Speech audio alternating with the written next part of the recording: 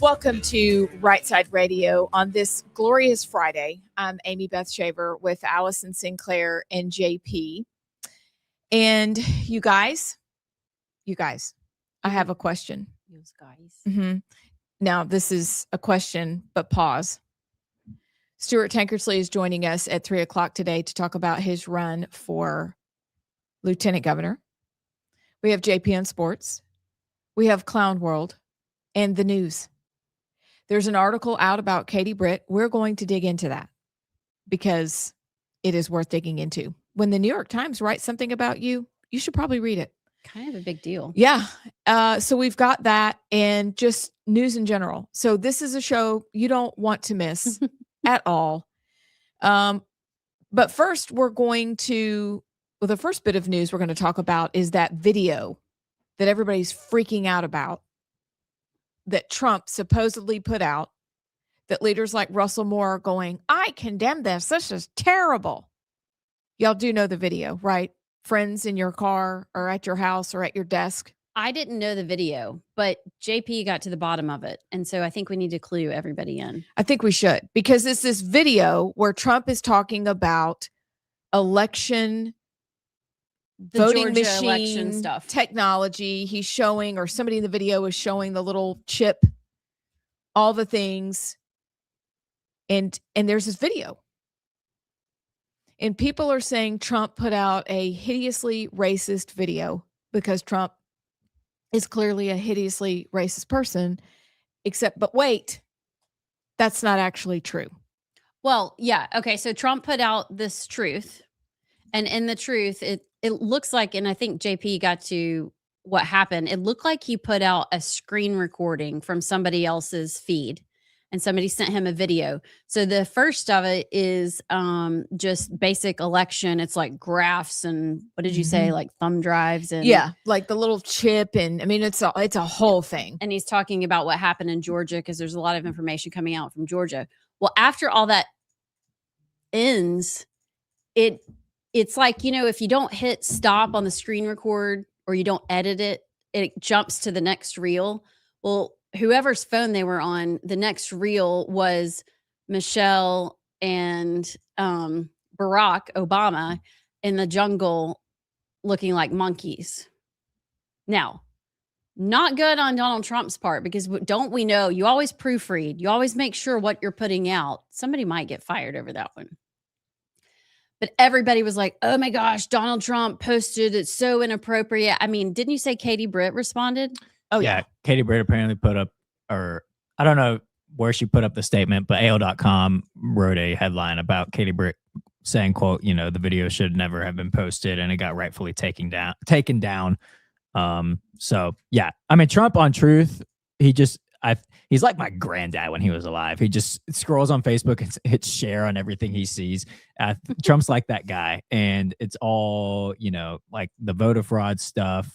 But yeah, he clearly saw the video and probably didn't even watch the full video to the end. And it was just a split second of when the reel shot up and you saw that clip of Obama and Michelle. And of course, the liberal media is running with it. But no, he did not post that video in full.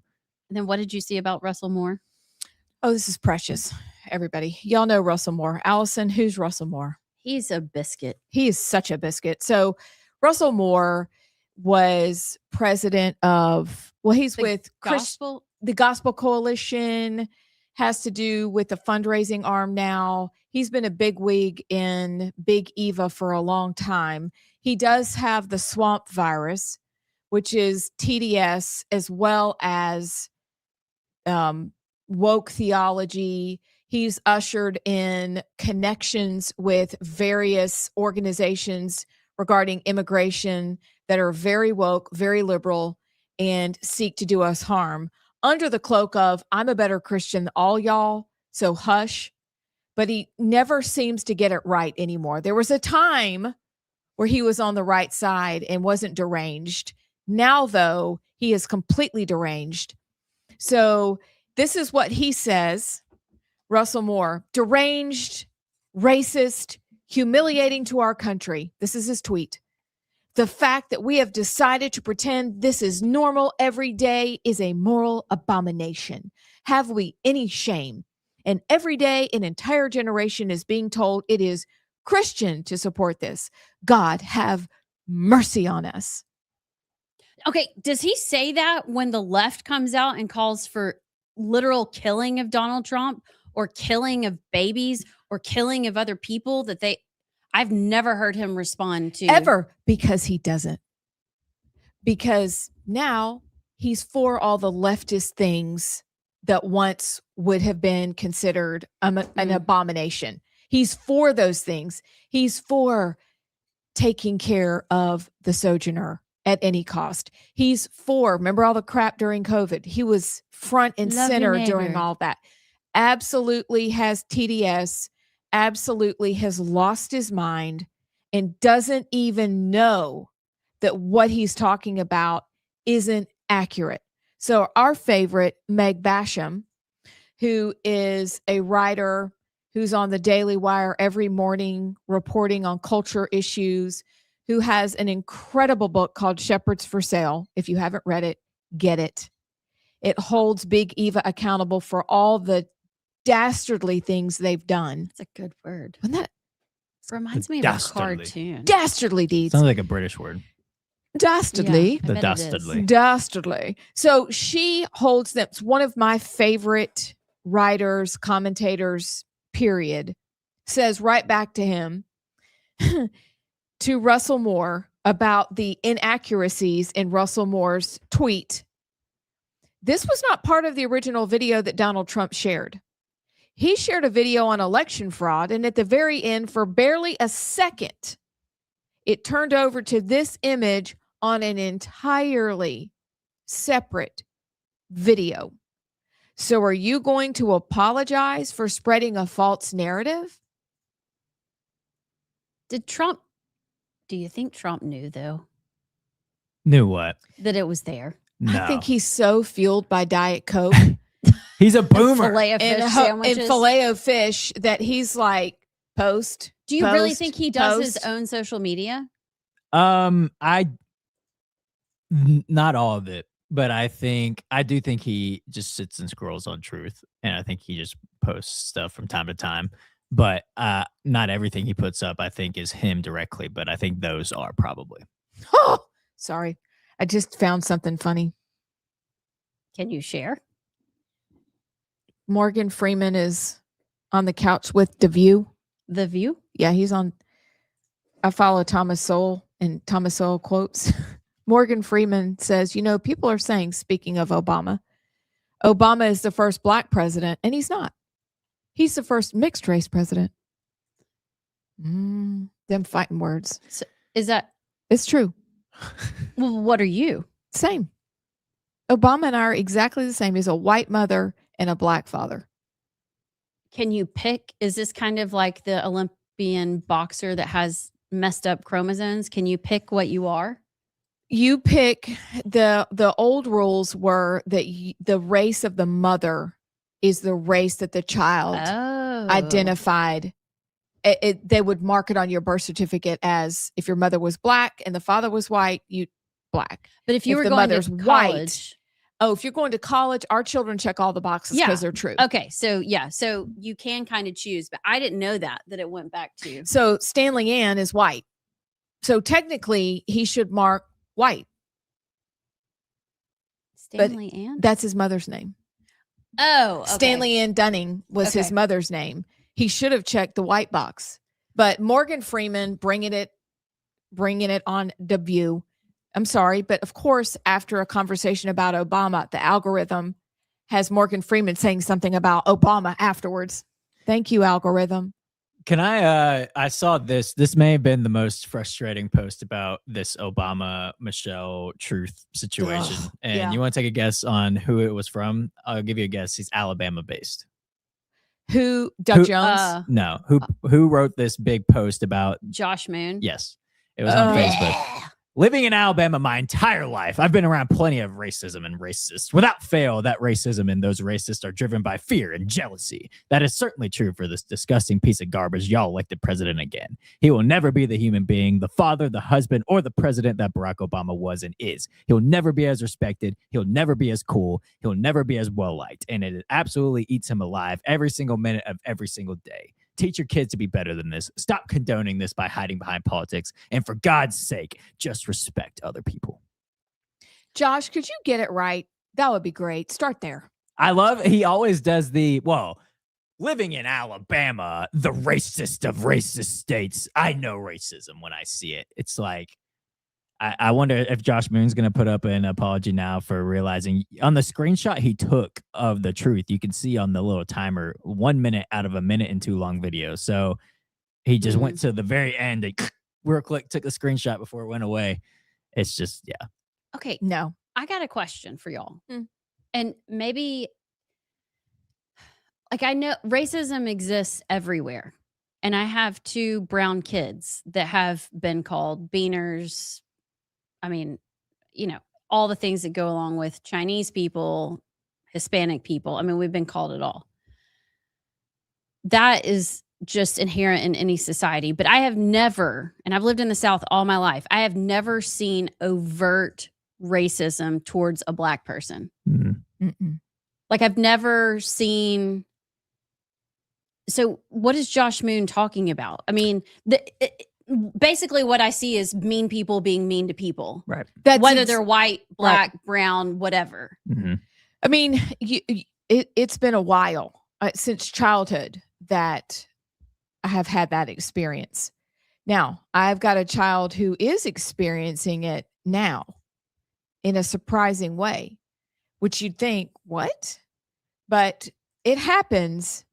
But he's acting as if it happens every time you turn around. That is simply untrue. Right. Unless you are drinking the Kool-Aid, and he is, that racism exists, it's everywhere, and it's your job to stamp it out. We got to define the terms. Is it mean people being mean?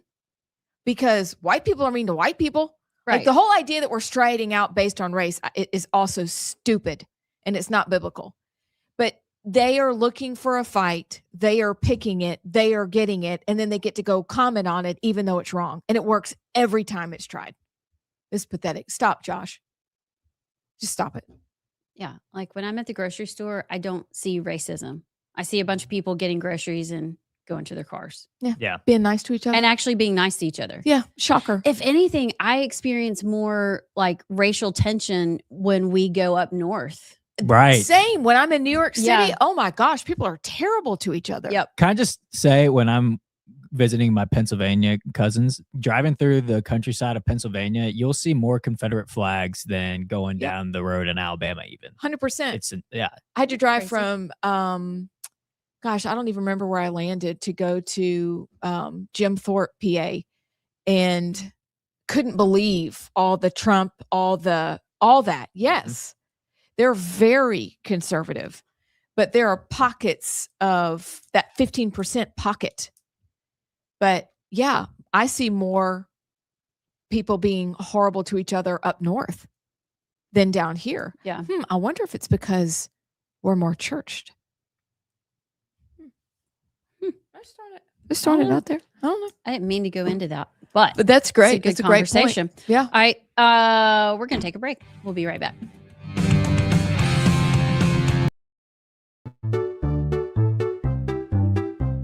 How Paul Breyer and his team at Inspire Advisors. You're talking like a robot. Domo arigato, Mr. Roboto. You've heard us talk about Inspire Advisors, how Paul Breyer and his team of investment advisors. Allison! Sorry!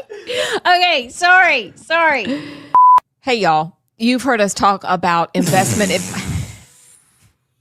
JP, turn around. Okay. Go in the other room. Anything else to do but look at JP? All right, don't look at JP. Oh. Look at the camera. Okay. This is our big break. This commercial is our big break.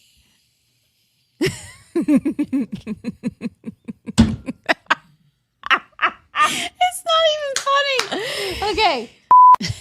Hey, y'all. You've heard us talk Sup? about our friends. Howdy, y'all. Hey, you've heard us talk about Gang, Inspire Advisors.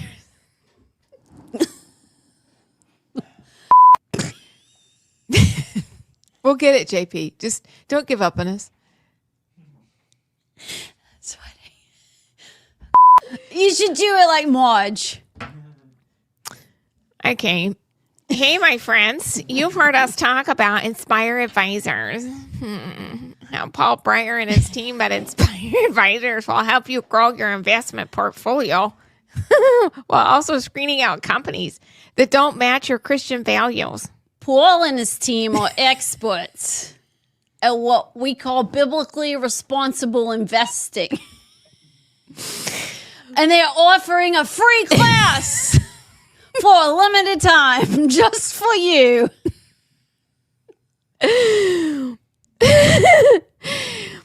You're up.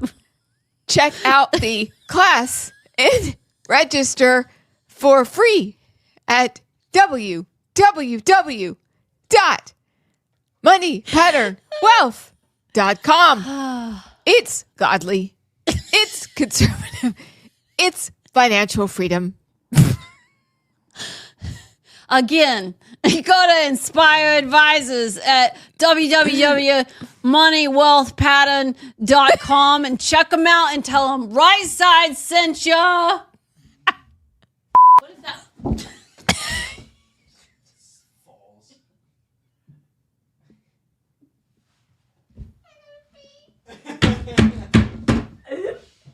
We'll do it afterwards. There are those in the immigrants' rights community who have argued passionately that we should simply provide those who are illegally with legal status, or at least ignore the laws on the books and put an end to deportation until we have better laws. And often this argument is framed in moral terms. Why should we punish people who are just trying to earn a living? I recognize the sense of compassion that drives this argument. But I believe such an indiscriminate approach would be both unwise and unfair. It would suggest to those thinking about coming here illegally that there will be no repercussions for such a decision. And this could lead to a surge in more illegal immigration. And it would also ignore the millions of people around the world who are waiting in line to come here legally. Ultimately, our nation, like all nations, has the right and obligation to control its borders and set laws for residency and citizenship. And no matter how decent they are, no matter their reasons, the 11 million who broke these laws should be held accountable.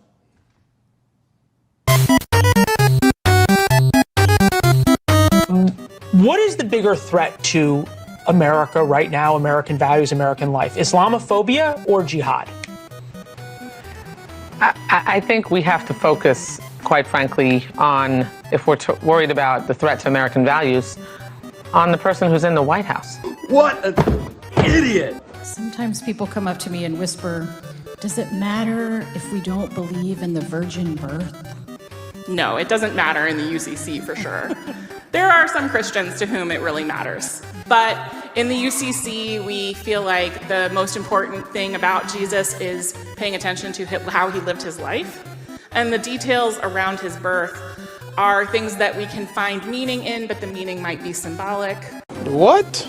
Hannah Moore believes she and other SNAP recipients should be able to go into the grocery store and buy whatever they like. Soda, candy, prepackaged sweets, prepared desserts, and juice with less than half of natural fruit or vegetable juice in it. It's not even cool. Like, why they do that? What's the point of food stamps? Welcome back to Rightside Radio, where in the breaks, you don't ever know what we're doing. I bet We're people doing were lots of like, things. oh, why'd they get cut off?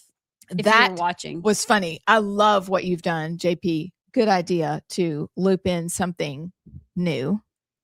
So listeners, Right Side fam, we hope you're enjoying that. Well, become a viewer and you can see what we're talking about. Exactly. We put in like our clown world montage and some of the short like videos that we've done about issues and maybe some bloopers. Yeah. We like bloopers, apparently. Y'all like bloopers. The bloops. Apparently. Lots of bloops. JP, do we have time to talk, or do you want to, Mr. Producer, sir, do the montage at 2:30? What's your preference? Let's say montage at 2:30. Okay. Then could I please ask y'all a question, everybody? Yeah. Why are you laughing? Me? Yeah. I don't know. You are laughing. Like you're smiling. Like what? You're pulling an Allison. I don't know. I Okay. need you to focus. Because when y'all smile, I'm like, oh no. Because if I look at you, I'll start laughing. Yeah, no. That's why I don't look at you. I was laughing because I just remembered something that I was going to bring up to rant about to begin the show, and I forgot until you said, can I ask y'all something? But no, I'll save it for later. Okay. Go All ahead. right. Save it. See this? See this? See that? What'd you do? See the blood blister, everyone? Yeah. And this finger. I thought I was going to have to cut them off this morning. Have you ever slammed your pinky finger? I was getting eggs out of the coop this morning, out of the box, and I slammed my finger and I wanted to die. Blood blisters suck. Have y'all ever had that happen to you before? Not that specifically, but yes, similar. It's been a long time. I don't know what's worse when you catch your pinky toe on the corner of the coffee table. Oh, no, I think that's worse. Ugh.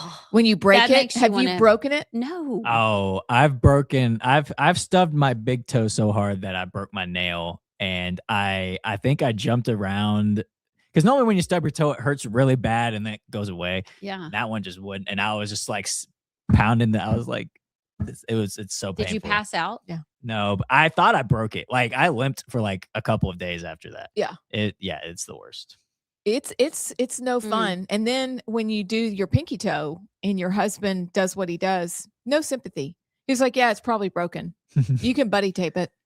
Like no sympathy. What? No, if you lose your pinky, that's in trouble. You're in trouble. Yeah, balance. Yeah. I guess it's your big toe. But you know, this is the only show where both hostesses have had horses step on our toes.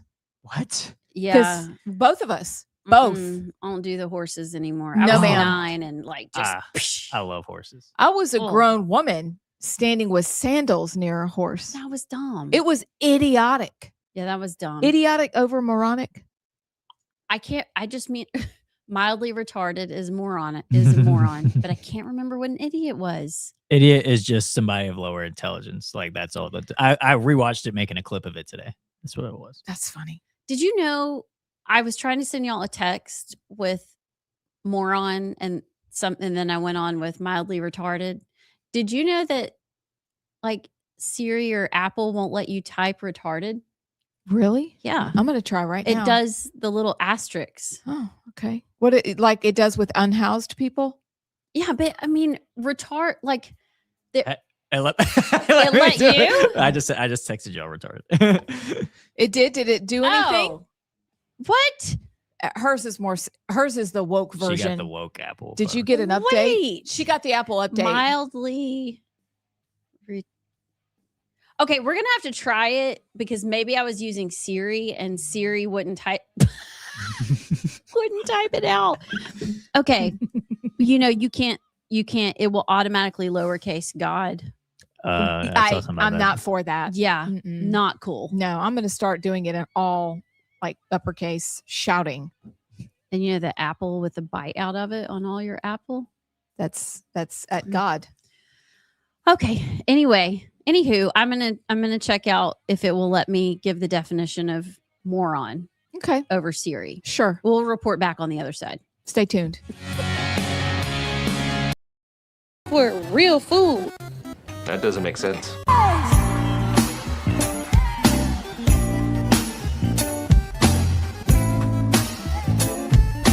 Dashing through the snow in a one-horse open sleigh. All the fields we go, laughing all the way. You people, this is golf! A rock concert! Why are you going home? I got sent home for suggesting we do a nativity this year. Apparently I'm Islamophobic. And what's for lunch? All they sell is curry now, thanks to Labour and the illegals.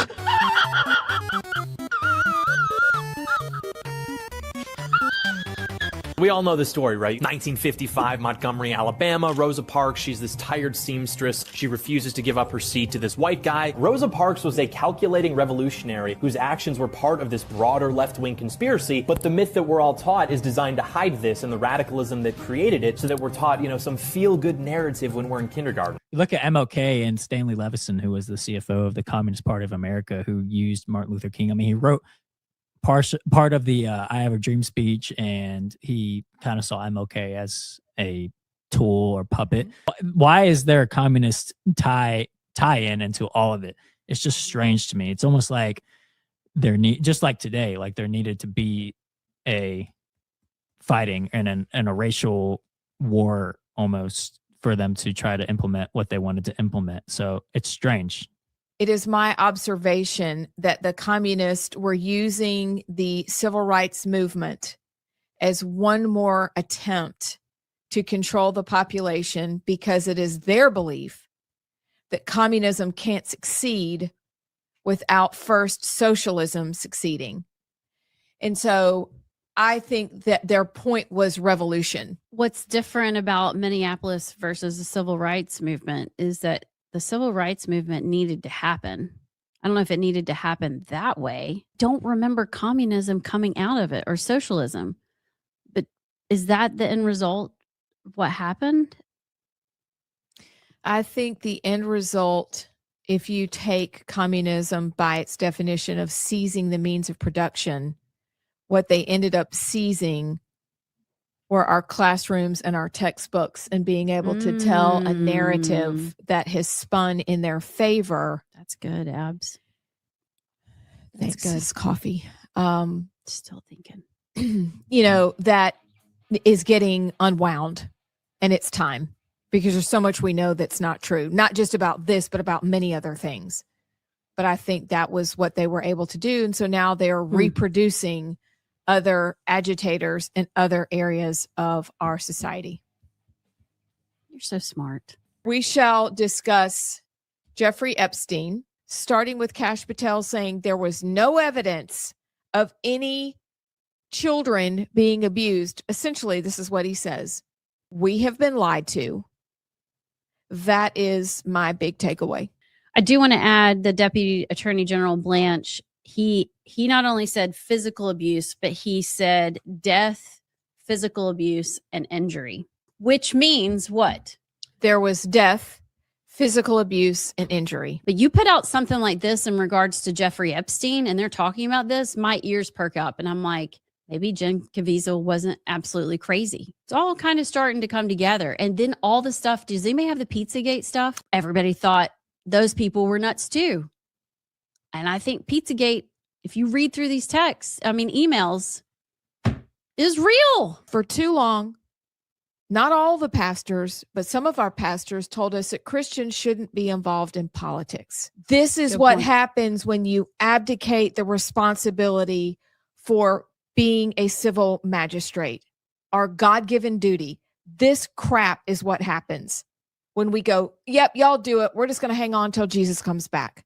This is why it matters that we are involved in politics right here. The mountain of circumstantial evidence in these files is amazing, to say the least. Bongino made his big return to his podcast today, and his whole, these people are talking about Epstein and the files.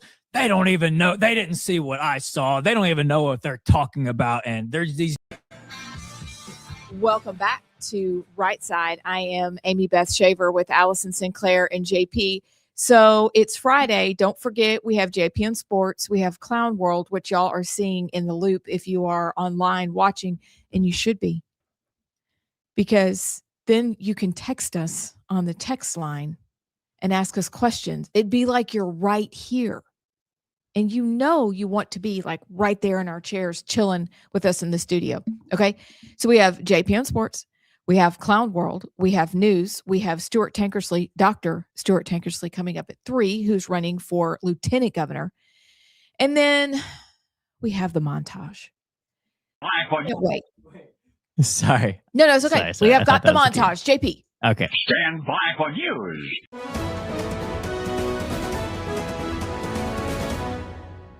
Next week, we are going to move, thanks to the leadership of the Speaker and Leader Scalise, we're going to move H.R. 7296, the Save America Act, legislation that I filed over here in the House and that my friend Mike Lee filed in the Senate. This is common sense legislation.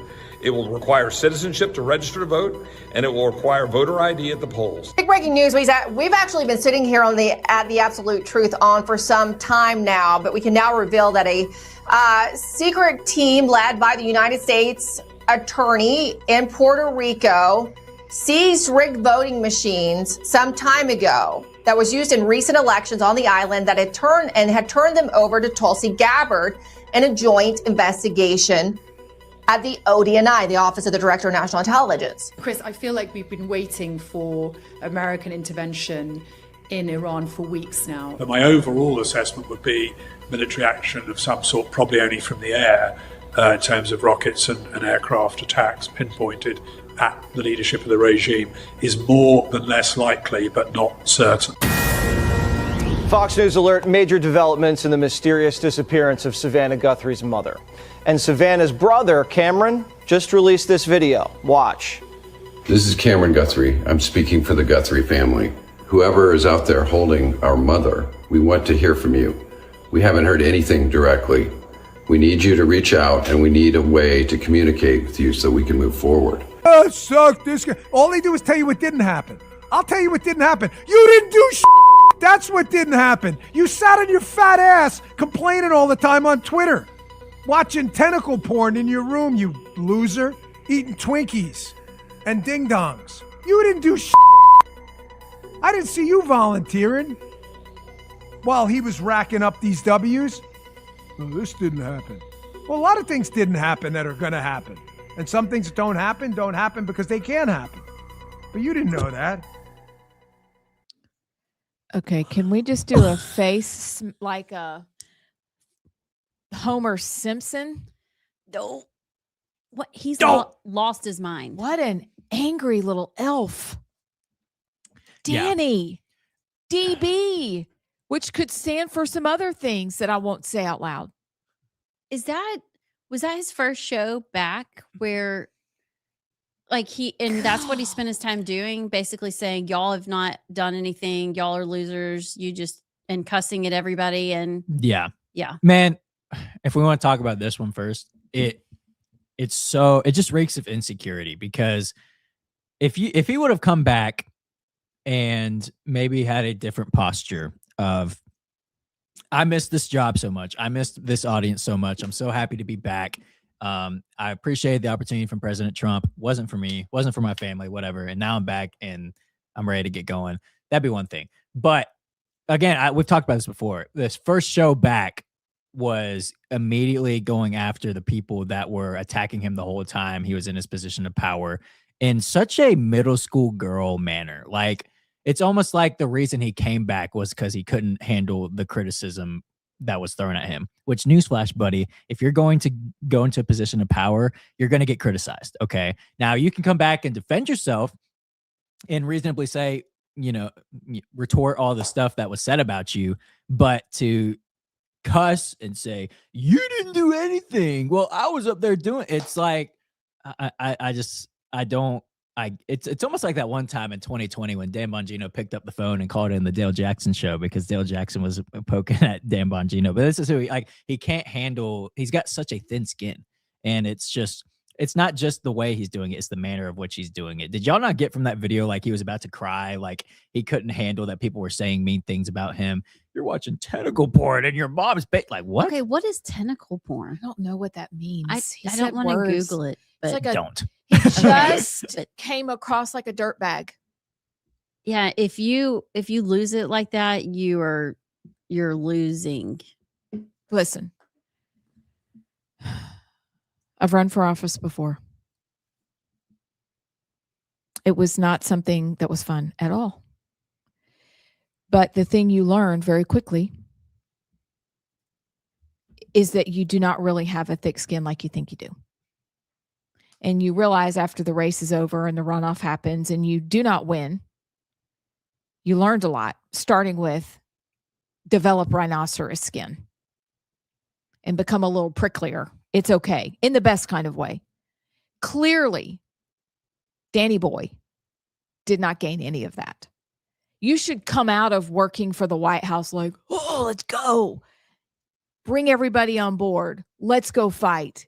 And instead, he just did. He whined like a 7th grade girl who didn't get invited to the party she wanted to go to. And now she's got to go tell everybody about it. No, that's a hard pass for me. Ew. Yeah. Yeah. And then the rest of that, or the other clip I saw, was him saying that if all these people that are interested in still talking about the Epstein files, they're just anti-Semitic. They hate Jews. What? No. You didn't even play that part of it. No, I figured, I found that one. I stumbled across that one. And I thought that one fit the montage better. But yeah, that's. Yeah, I mean, that's ridiculous. What you're saying we shouldn't be talking about pedophiles, and which I have another thought about the Epstein files that dawned on me last night. But I just could not believe he said that. That is such a leftist. You're a bigot, and you're a domestic terrorist if you go talk at school board meetings. If you were watching, you would know what we just did. Yeah. Okay. Yes, ma'am. Do you think she's verklempt? Now I'm verklempt. There's just no coming back for Dan Bongino. Do you think he really believes that the asking questions about Epstein and dismissing Epstein files, do you think he really thinks it's anti-Semitic? Or do you think it's just the way, the phrase that he's using to dismiss his failure, because it was a failure, to really dig in? Because he goes in and he's like, we're going to do Epstein. Yeah. We're going to figure it out. And then he gets out and he's mad at us for asking the questions he originally posed.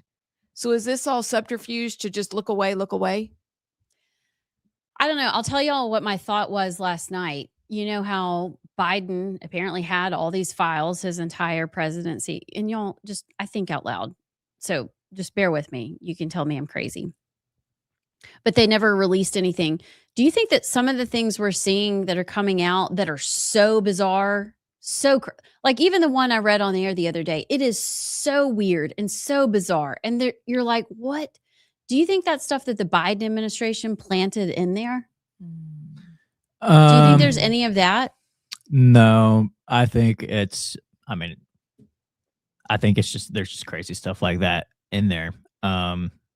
Over years of emails and files, especially with that crowd of people that are going to be emailing Epstein, I think they were just organically in there. I guess that goes back to what I'm thinking.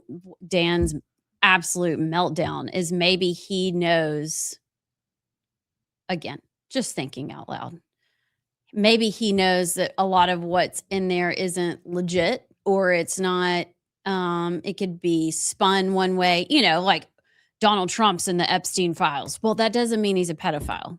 And just because a story is in the Epstein files doesn't mean it actually happened. There were lots of drugs and lots of crazy things involved where people can make stuff up, and doesn't seem like the most mentally stable group out there. So maybe he knows that going down that rabbit hole leads you to places that just aren't true, or that they're going to spin. But why do you have to go with your anti-Semitic? Like, why is that got to be the go-to? That's like saying you're a racist, but it's just. But here's the other thing about that and calling it anti-Semitic about Epstein that doesn't. Did y'all see what Bill Maher said about all this? It made I heard news about it, and I can't remember if it was Daily Wire or. Did you send that? Yes, we've got the clip. There's no swearing in it. But for Bill Maher to even bring it up, and isn't Bill Maher Jewish? I know he's an atheist. He's Jewish. But for him to bring it up and say, I think, those crazy Q people, we at least owe them an apology. But where do they go to get their apology? Because there is a video of, circling back to what we talked about last week, or maybe even the beginning of this week, was Ben Swan and a couple other people who broke the story way back in 2016 talking. And I listened to the conversation. I don't know if it was Daily Wire. I can't remember. But they are talking about all of it and what they saw and that it was real. And they all got fired. They all had their reputations trashed. And here they are now. In addition to what Bill Maher said about, oh my gosh, we owe them an apology. So if a Jewish man is saying they may have been right, completely flies in the face of Dan Bongino saying you're anti-Semitic for even asking about it or wanting to talk more about it. Like, it doesn't make any sense. Yeah. Well, I think the crux of it with Bongino, his ego got hurt.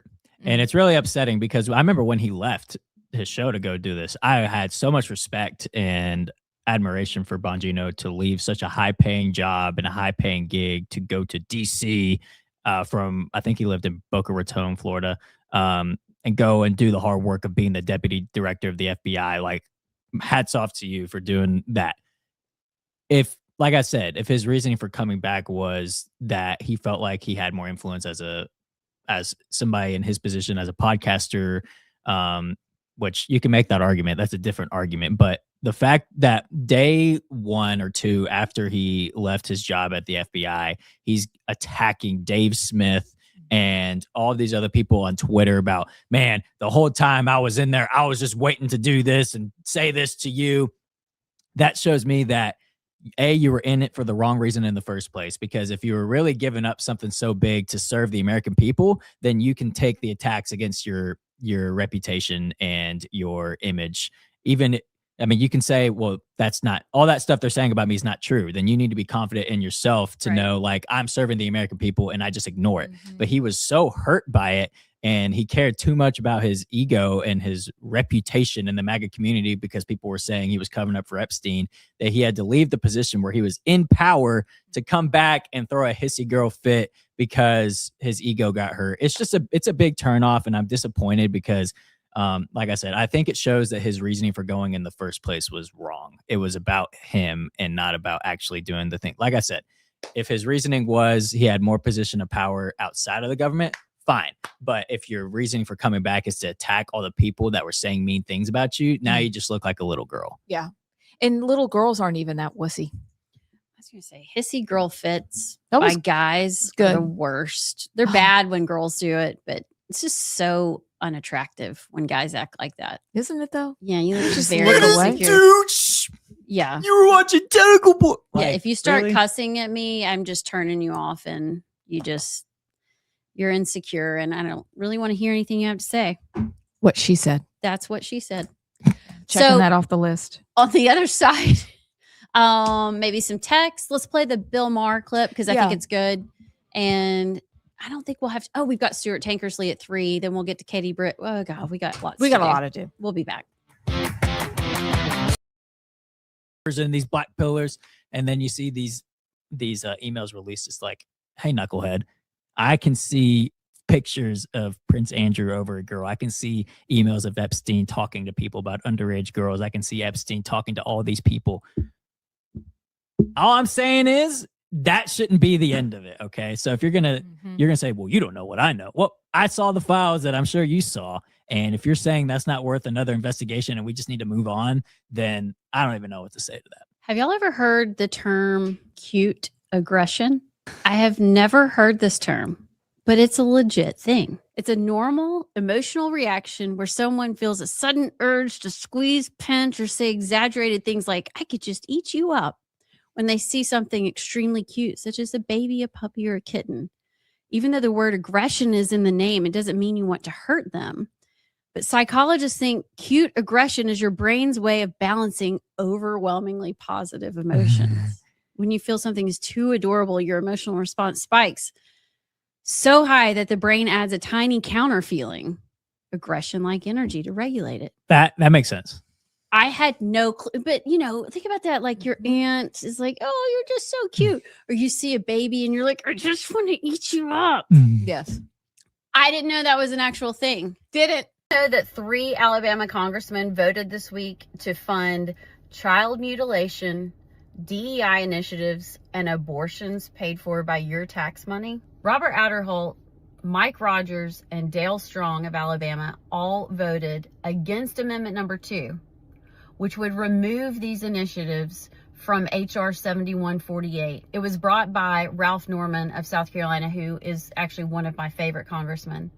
He said, hey, let's pass the bill, but can we just take these things out? And those 3 from Alabama voted to keep your tax dollars paying for those things. I don't know about y'all, but there's lines in the sand for me. If you're going to call yourself a conservative, if you're going to call yourself a Republican, those are lines you don't cross. I don't know what's going on. I don't know if they're compromised. I don't know if they like child mutilation, but it is unacceptable that these 3 voted for this. You need to call their offices and let them know how you feel. If you live in their district, need to reverse course here because this isn't looking good. What if everything we think we know is wrong? Hey y'all, it's Abs with Rightside, and during this Black History Month, perhaps you've heard me talk about my quest on the show, but I'm on a quest to find out what's true. Because if we've interacted with what isn't true, then we have to stop and ask why. What we think matters because it affects the way we behave. And if we've been told things that aren't true by people who have nefarious intentions so that they can capture us and get us to do what they want, rather than us living freely, not as victims, not in need of perpetual handouts, wouldn't that change everything? Wouldn't that set us free? Here's my first recommendation. Chad O. Jackson has, well, he's got several documentaries. One is Uncle Tom 1 and 2. Start there. Or check out Chad O. Jackson in History Revelata. I've started the MLK series only on episode 1 and my mind is blown. Consider Vince Everett Ellison, who's written among other books, The Iron Triangle. It will blow your mind. Or Daryl Harrison and Virgil Walker with Just Thinking. They have several episodes on Black history, BLM, etc. I want to know the truth because the truth matters. I'll see you soon. Am I the only one that's sick and tired of a bunch of yeah buts from our Republicans in Congress? Yeah, we voted to keep gender mutilation and abortions and DEI initiatives all paid for by your taxpayer dollars in the resolution to continue funding the government. But it included, some other stuff that it's really complicated and nuanced and you wouldn't understand. Or how about, we voted to keep funding $5 billion to refugee welfare in this resolution to keep funding the government as well. But it's actually not adding any new immigration and it's upholding current law and President Trump wanted us to pass it. It's all pathetic and insane. If you're a Republican in Congress and you are voting for this crap and you lash out on your constituents that are calling it out, then the problem is not us, the problem is you. If you don't know what I'm talking about, go look up Amendment number 2 to HR 7148, which was an amendment to withdraw gender mutilation, abortions, and DEI initiatives from this resolution to continue funding the government. And welcome back to Rightside Radio. I am Amy Beth with Allison and JP. JP, would you want to play part of Bill Maher, who was discussing the Epstein situation? He didn't seem to be super concerned about it being anti-Semitic to still talk about it. In fact, it was an opposite response. I believe I'm saying this, but where does QAnon go for the apology? QAnon, which believed in lots of really ridiculous things like, Democrats eat babies. Yeah. But they were kind of harping a lot on the idea that the elites are running this pedophile ring. And I made jokes about them. I also made jokes after the Epstein thing happened originally that were on the idea of, well, obviously there was some smoke there. Well, now with all that's come out in the last couple of weeks, there's a little more than smoke. It does look like anybody who was at all able to get in touch with Jeffrey Epstein, he was the man. We're doing it. They just, yeah. I mean, and then they all lied about it. Everybody has, and the arrogance also of thinking they could just use their real name in an email, which they did, and didn't try to couch it in, when I used to get pot before it was legal, it was like, I'd like 2 shirts, please, and no seeds in the shirts this time. You had to sort of codify it. No, they're just openly talking in emails about this sort of, sexual perversion, and that they were all doing, and lots of people who you didn't think, or I never imagined were doing it. I see these names come up. So, I mean, QAnon, yes, a lot of crazy there, but you know what? You weren't totally wrong about that, guys.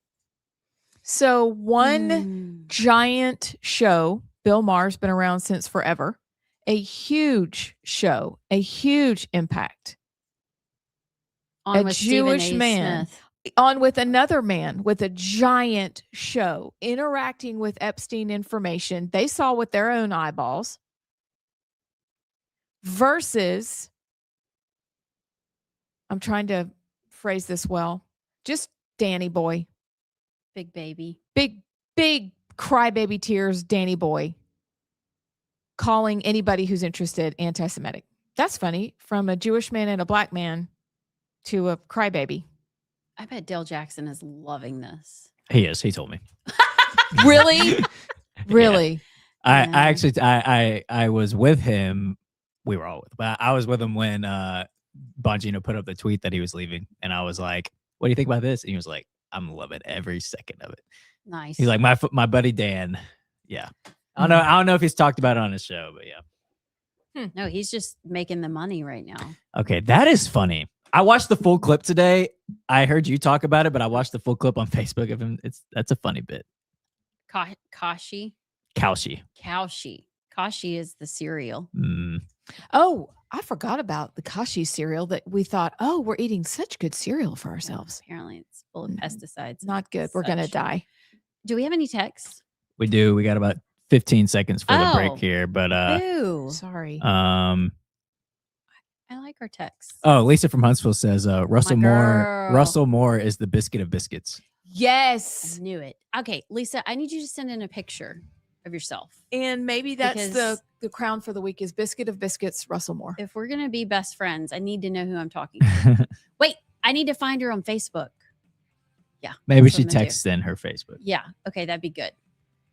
We bros. When we come back, we will be with Stuart Tankersley. Well, not physically. He will be calling in, right? He is running for lieutenant governor of the state of Alabama. We've known him for a while. Yeah, we have. Great guy, doctor out of Montgomery, and you're not going to miss what he has to say. We'll be back.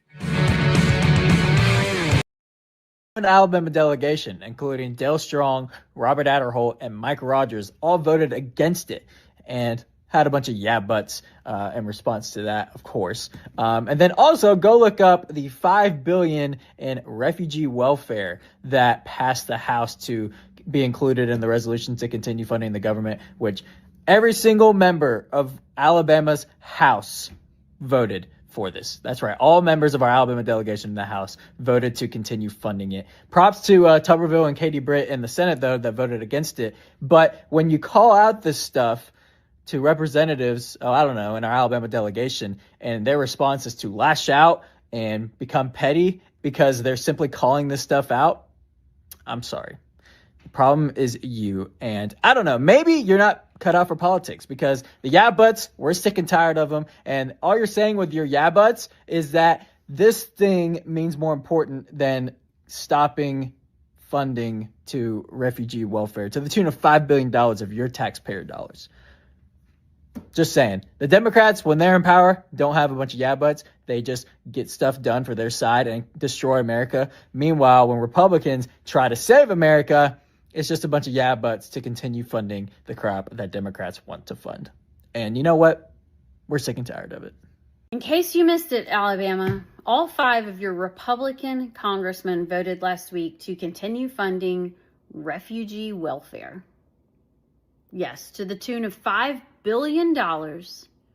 Barry Moore, Gary Palmer, Dale Strong, Robert Aderholt, and Mike Rogers, Republicans, all voted to give $5 billion in your tax dollars to refugees in America. I don't get it. With all that's going on in Minnesota, how in the world can a conservative continue to give into programs that are obviously fraudulent and being used against America? To me, this borderlines on treason, and I'm not trying to be dramatic, but we are not representing American people anymore. When we're $39 trillion in debt, and we're giving billions still to people that aren't even American citizens. And here's the worst part. Probably your congressman, if you call and ask why they voted for House Resolution 7006, they're going to say, well, there were some really good things in there for America. We had to vote for it to continue this program. Well, that's like me coming up to you and right before I punch you in the face saying, you're really pretty and really nice. It doesn't work. Like at some point, we have to stop giving money to the people that hate us, to the things that are going to destroy this country. And why these 5, the 3 of them I get, but Barry Moore and Gary Palmer, I'm so confused. I have no clue why they wouldn't stand up, because 24 Republicans voted against this bill. Why didn't they? It's not like they'd be the only ones. And even if you are the only one, do the right thing. And it is a big deal because one of the most popular podcasters in the world, Sean Ryan, was told to stop talking about this story. Last week, I received a demand letter from lawyers representing Kanakuk Ministries, a Christian summer camp in Missouri. They're threatening to sue me for defamation because of something I said on my podcast with Congressman Ro Khanna, which smacks of arrogance and more abuse. Because there are plenty of people who've come forward to talk about it. I was looking, so these camps, there's a lot of people that have been at these camps, Allison Sinclair, like a lot. 500,000 over the years. Are you talking about in general, like over all these years? Or you mean Kanakuk camps? Kanakuk camps. Okay. Since 1926 has hosted more than 500,000 campers and 50,000 staffers in Missouri and its many international locations. These stories that we heard about happened in Missouri. It's in Branson, right? And yes, in Branson, Missouri. And it's a sports camp. Like it's a fun evangelical sports themed camp. Is that fair to say? I don't know that. Well, ish. It's just where all the cool kids go. Yeah. Well, Peter Newman, who was one of the camp's directors, years ago pleaded guilty to sexually abusing 6 boys. But since then, the camp has touted itself as a leader in child safety, holding seminars, etc. Except interviews with dozens of victims and former camp employees reported that they didn't seek justice for the victims. They prioritized ministering to those accused of wrongdoing. Hey, Lindsay, why don't you just admit that you're gay and then people won't blackmail you anymore?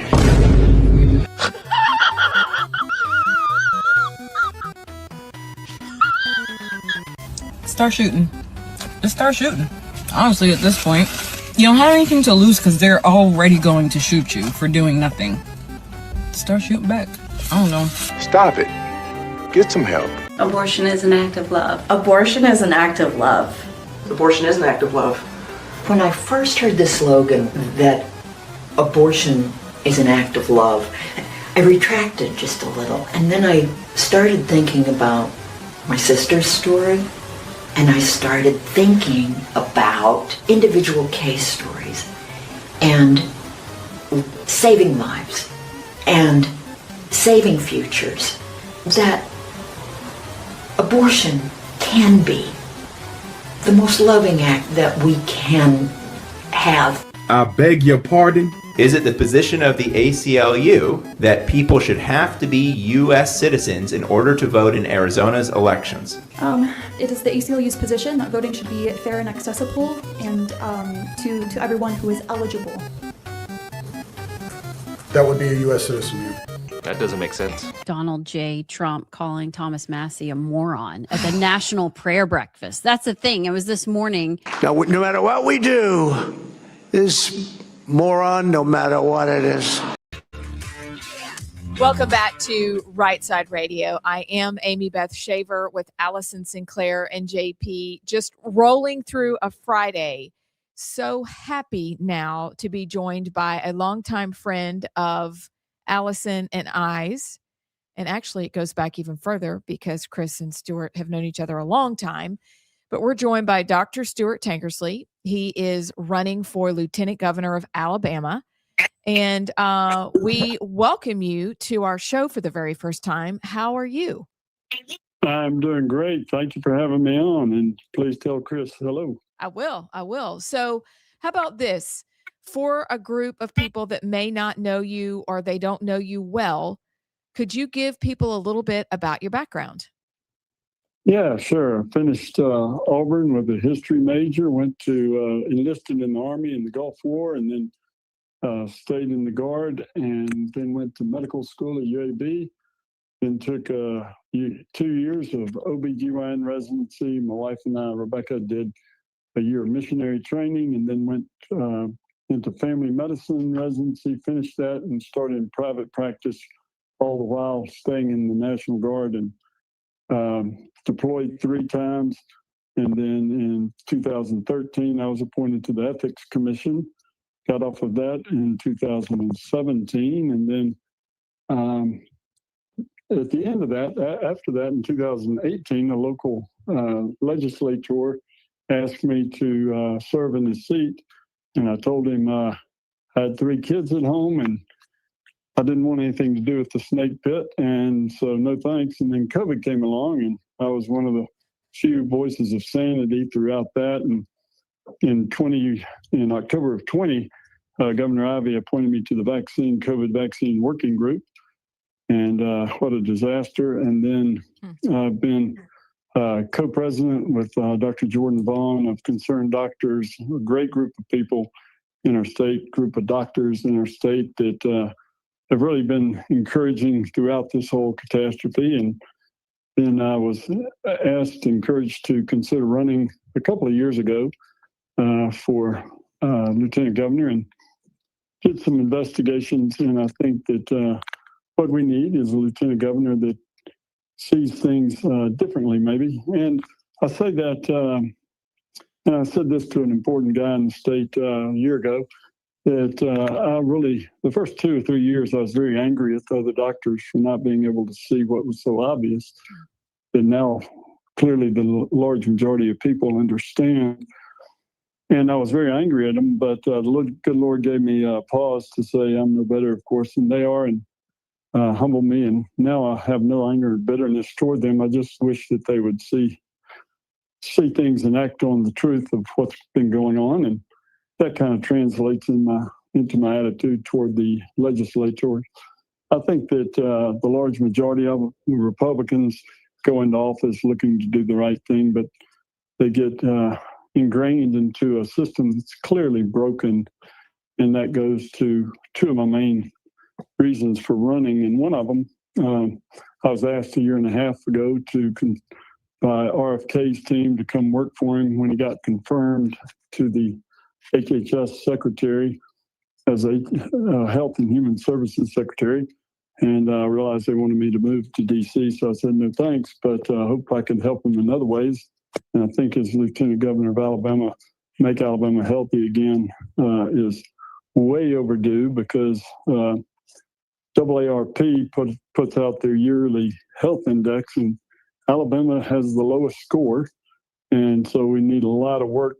Public health has failed us time and again for way too long. And so make Alabama healthy again. And then beginning, really probably the biggest elephant in a room in our state and in our country is the lack of trust everyone has for our government. We've got to begin to restore that faith and confidence, not only in the government, but in every facet of life, if you will. So, Lieutenant Governor isn't normally an office that people jump into, but you seem to have honed in on that and be passionate about that position specifically. What is it? Number one, what do you want? You mentioned make Alabama healthy again, and kind of transparency. What are your top priorities to get done as Lieutenant Governor? And again, why that position specifically? Yeah, right. Well, thankfully, the system is changing in Alabama now. The state health officer is going to be under the governor and not under the medical association and hospital association. Kind of has co-opted the doctors organization in the last, I'd say, 10 years. And so that will be a good opportunity to help them and help push through and encourage them to do some of the programs. I've been talking a lot to the people under RFK the last year, and they're coming out with a lot of programs that they want to push to the states, obviously for health. I'll tell you the single most important thing RFK has done, in my opinion, since he's been there. A month ago, he flipped the food pyramid. And that's going to have profound long-term benefit, I think, for everyone, including, of course, the foods that children eat at schools and SNAP program, which I hope we go even further than they're looking to go now. But also prisoners, the crap they eat is not good for them and their brains. And so it's going to have a profound impact in all elements of society. I'm excited about that. But they will put forward a lot of different programs, and I'd love to help make that happen. And then the integrity, in regards to the integrity, I think that, like I said, I think the large majority of Republicans go into office seeking to do the right things, and they kind of get co-opted by the system that's unfortunately not served us as well as it should the last, I don't know, 2 or 3 generations maybe or longer. But one of the main things I learned in the military, I rose up the ranks. The earliest you can make colonel in the Army is 18 years, and that was when I was put forward for promotion to colonel. Leadership just requires you to do a lot of things, but one of the main things is you protect your subordinates. You allow them to do the things that they need to do, and I think with that kind of mentality, I'll be able to help the Republicans push through more aggressive, better agendas. So how has the I know it hasn't been very long, but how has your campaign gone so far? Very slow, but that's intentional because not being wedded to the system, not being an insider or anything like that, I just was really burdened at the end to go ahead and throw my hat in the ring because I kind of was disappointed in y'all's forum up there because the elephant in the room to me is the distrust, and that really wasn't addressed. And so I think that hopefully I can bring that not just to my campaign, but to the other ones as well, because y'all have talked about it. I think you're 43-year-olds, the first-time home buyers now. Young people, just what options do they have? And that can manifest. I mean, there are many reasons for this, whether it's the government's programs that kind of push out the small farmer, the opportunities for a small farmer. I was so glad last year they passed the Alpha bill that allows Alpha to kind of compete with Blue Cross Blue Shield in the state. And that's going to hopefully help a lot of young people. But we just have to understand that the distrust, the people down here in Montgomery, where I'm from, have to understand that things are way off the tracks. And I know that y'all know that I have a podcast with Jordan Vaughn and Peter McCullough every week. And with 500,000 listeners a month, there are also 3 other hosts, but with 500,000 listens a month, it's it's a good platform to use to explain, getting more comfortable with it, to be able to explain what's actually going on in the Senate. I think would be very helpful for people understanding, from a ground level, how things are being done, how the sausage is being made. And I think that'd be a very valuable asset, because I'm not looking to be the governor. Most everybody runs for this position to be the governor. I'm looking forward to working with Coach Tuberville and helping him. I've been a staff officer for 5 years to a 2-star commander it's a continental command. And so I think I serve very well on that. I think I'd be probably his closest ally in everything, maybe other than gambling. I'd be able to help him in a lot of ways. I know how to do that kind of job. Dr. Tankersley, we've got about 1 more minute, so I just want to give you the last word. But if you can also tell our listeners where they can find out more about you, if they want to give to your campaign or just connect with you. Yeah, great.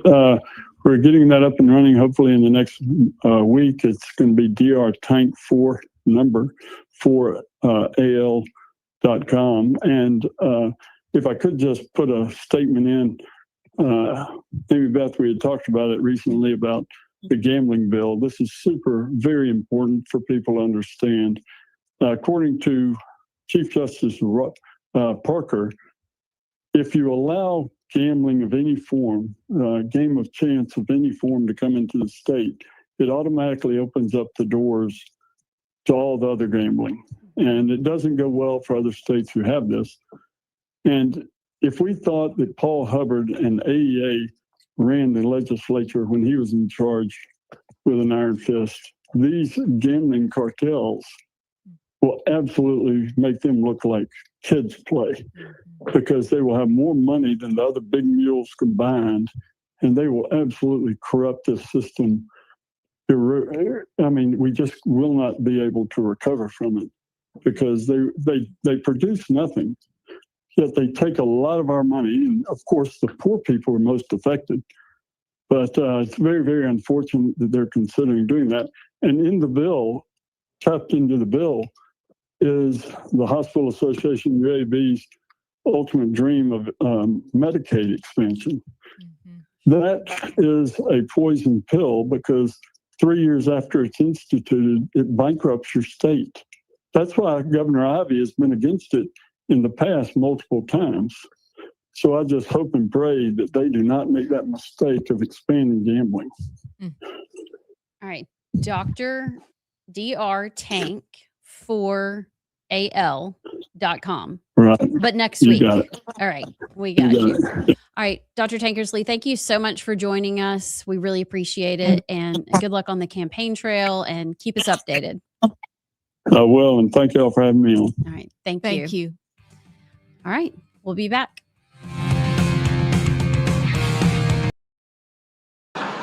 We could put them all together. I think, Mike, what would you say the top 5 things? Name them. We'll put them in one bill, and we'll put them before we get 100% vote, except for this guy named Thomas Massey. There's something wrong with him. Why we got to be like that? Yeah. I guess because I thought Massey did the right thing. We were calling all of Congress out yesterday for allowing, what was it, $1.3 trillion to go to scholarships for higher education for underprivileged kids in Egypt. And that's what Trump is saying. Massey's a terrible person. Massey went through, he voted, or he put an amendment out to make it so the government can't put a kill switch on your car. Congress voted it down. The Republican majority voted it down. So why is he an idiot? And even if well, he said moron. I'm sorry. Is there a difference? Probably technically, but I don't know. Hey, I'm just Siri. making fun. What's the difference between a moron and an idiot? According to Merriam-Webster, an idiot is a foolish or stupid person, while a moron is a mildly mentally retarded person.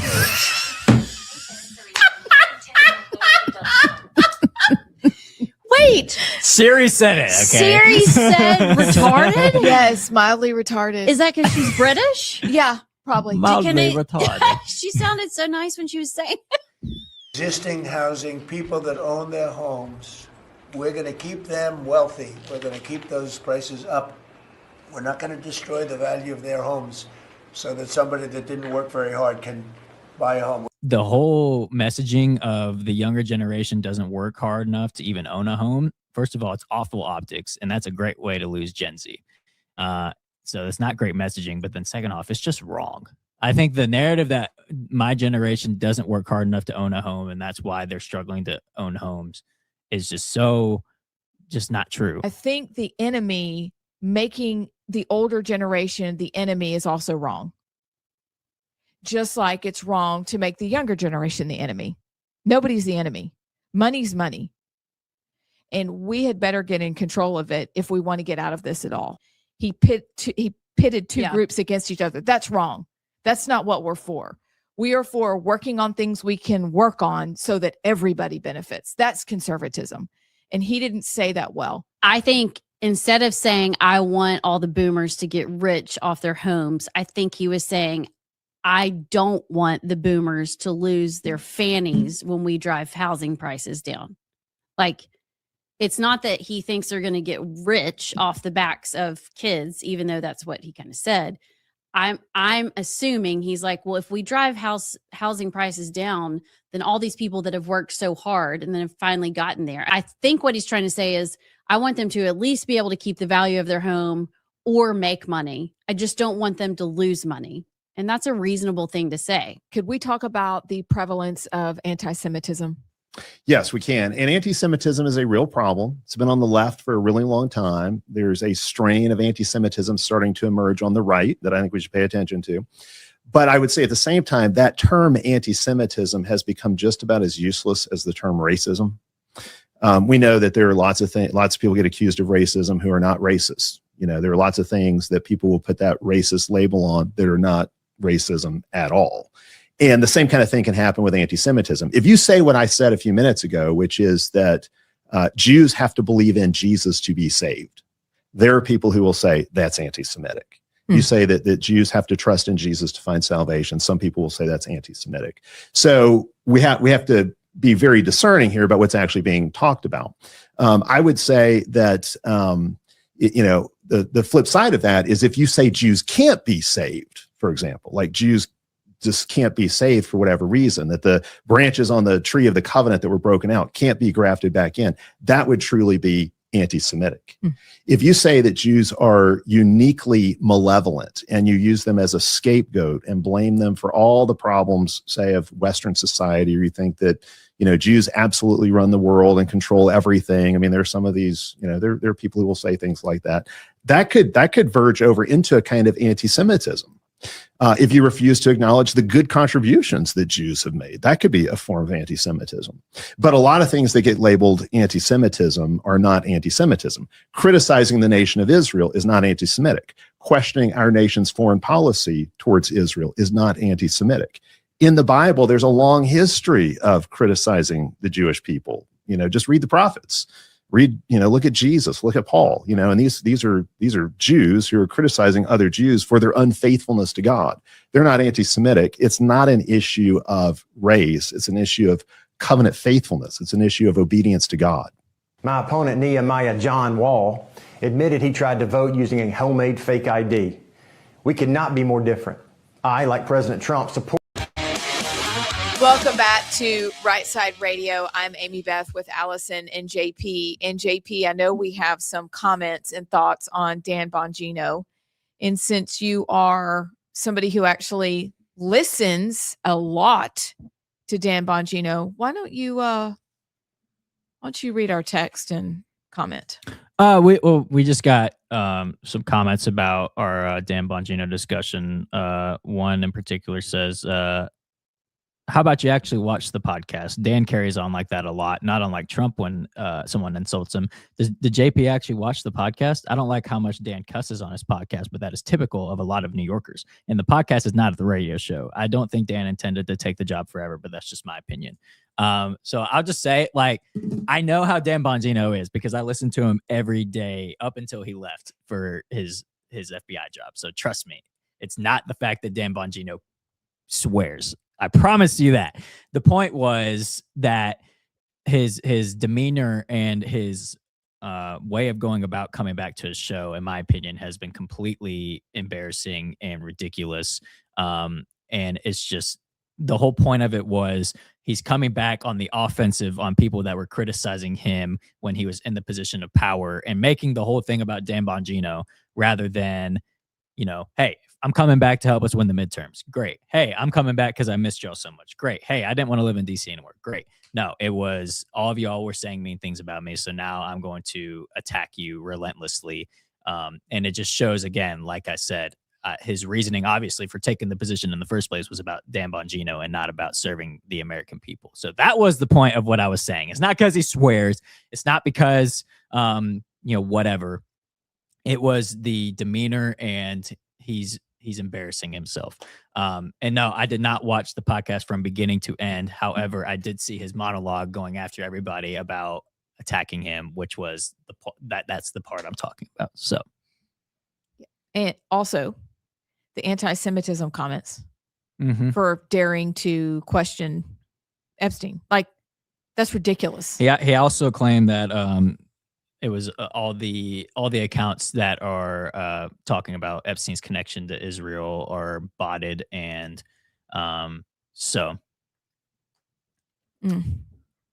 things that make you go, So yeah, it's not because Dan Bongino cusses. Trust me, it's more than that. Yeah. But regardless, we got some other texts too if you want to read them real quick. Sure. We got, let's see. Brad from Crimestone says, I think it's interesting that Bill Maher used the term, quote, sexual perversion. Don't get me wrong. The Epstein stuff is without question sexual perversion. But wasn't Maher part of the, quote, love is love course? How does he arrive at the moral judgment that the Epstein business was, quote, perversion if he does not believe in a God who has revealed his moral law and expects us to abide by his standard? I think something's happening in Bill Maher's life because I've heard him slowly evolve over time. So I don't know, except that Brad from Crimestone, unless God's working, you don't know these kinds of things, because people who claim to not believe in any sort of God make moral claims every day. How do they know that without knowing God? So either they're hypocrites or something's going on in their life that they're like, oh, wait a minute, there is more. So I'm kind of excited because he's been making comments over the last year, especially, that make you go, okay, I dislike you less. So we also got Jack from Huntsville who says, how about them apples? The Dow hits 50,000 today. You can't help but notice that when a Dem is in office, conservatives root for a good economy. A good economy is good for everyone. But when a Republican is in office, the libs root against the economy, even going so far as to take actions to hurt the economy. Libs boggle my mind. True. We also got our unnamed texter who says Saturday, February 7th, so tomorrow, is the last day for Savage's Bakery to be open. Oh, I thought it was the 14th. Oh, we thought it was. They said, he says they're closing early. Oh, this is getting worse and worse. Mr. Unnamed Texter or Mrs., I drove by there today thinking I would just bebop on by and go in and get treats for the show. It was so long. I was like, I won't make it to work in time. Can we take up an offering and go buy it? No, we can't make cakes. It's a father-daughter spat. One of my children. I thought it was a mother-daughter. Expanded. She said it was a father-daughter. And I was like, oh, then that's going to close. Because if it's an oldest daughter or an only child daughter and the father fight's done, close it down. But that's tragic. Let's buy it. Let's buy it. No, we don't have time, but it's really sad. And it's going to be cold. And that's not going to be fun to stand out there. Okay. Well, shoot. Thanks, unnamed caller, texter. I guess. We'll be back. ID laws while my opponent breaks them. There's nothing here that is not very simply explained. And you have to push back immediately on the whole fake homemade ID. Well, guys, I don't have a ID maker in my basement. I don't know where that. Look, I love how he said I admitted to doing that. I'm like, well, I would never admit to that because I kind of can't because I don't even know how I would do that. I had voted one time. I had voted with a ID from the state auditor's office where I was working as a volunteer press secretary at the time. And this state auditor at the time has come out and said, he approved it. And it was professionally printed by a vendor. This wasn't, something that was fake. It wasn't something that was, had homemade or anything. And so I find these attacks very disingenuous. I find them very deceptive to the public. They're misrepresentations. They are lies. You could argue about the discrepancy of whether that ID was or was not, a valid ID to use at the polls. But they let you vote. Oh, all I did was ask the poll worker, does this work? They sent a copy was sent to the probate judge. The probate judge said yes, and I would vote it. Like all I did was ask a question. And so to blow this up and to accuse me of somehow being, voter fraud. Look, I was voting in my voting precinct for my vote, my constitutional right, with an ID. Whether you want to argue whether it meets the exact standards of the law or not, this was not voter fraud. And but it was breaking okay the law, by your probate judge. It was okay by the probate judge. That's correct. 3 countries have sent military forces to Greenland to protect Greenland from the United States. Germany, Norway, and the UK have all sent soldiers. So to go and protect Greenland from the big bad bully, the United States, Germany sent 13 soldiers, Norway sent 2, and England sent 1 guy over there to protect Greenland from the United States. Did they fly them over? Did they? How did they get there? Swim. I mean, they didn't swim, but I mean, like, did they think they'd like fly them in a whole formation? Like, we're here for you, Greenland. So can you imagine being the one guy though? Like if you're the one soldier in the UK and you're the only one that's asked to go to Greenland. He's the one that they're like, what are we going to do with Bill? Just send him to We're Greenland. just sending Bill to Greenland. He drives me nuts. Maybe it's like their best soldier they got. I wonder if that's going to affect anything we do. Like, Mr. President, can I speak to you for a moment? Germany sent 13 soldiers. Norway sent 2. And the UK sent 1 soldier. And Trump's just like, we need to have a meeting.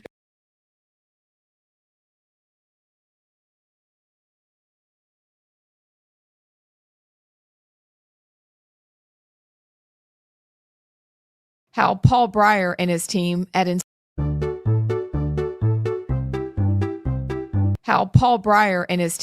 Inspire Advisors. You're talking like a robot.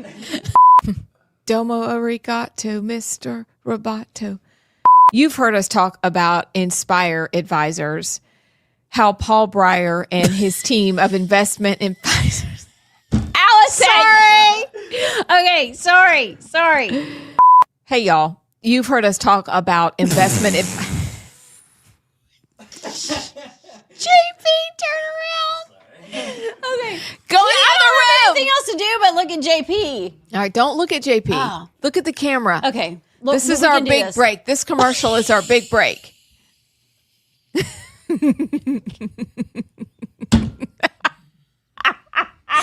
not even funny. Okay.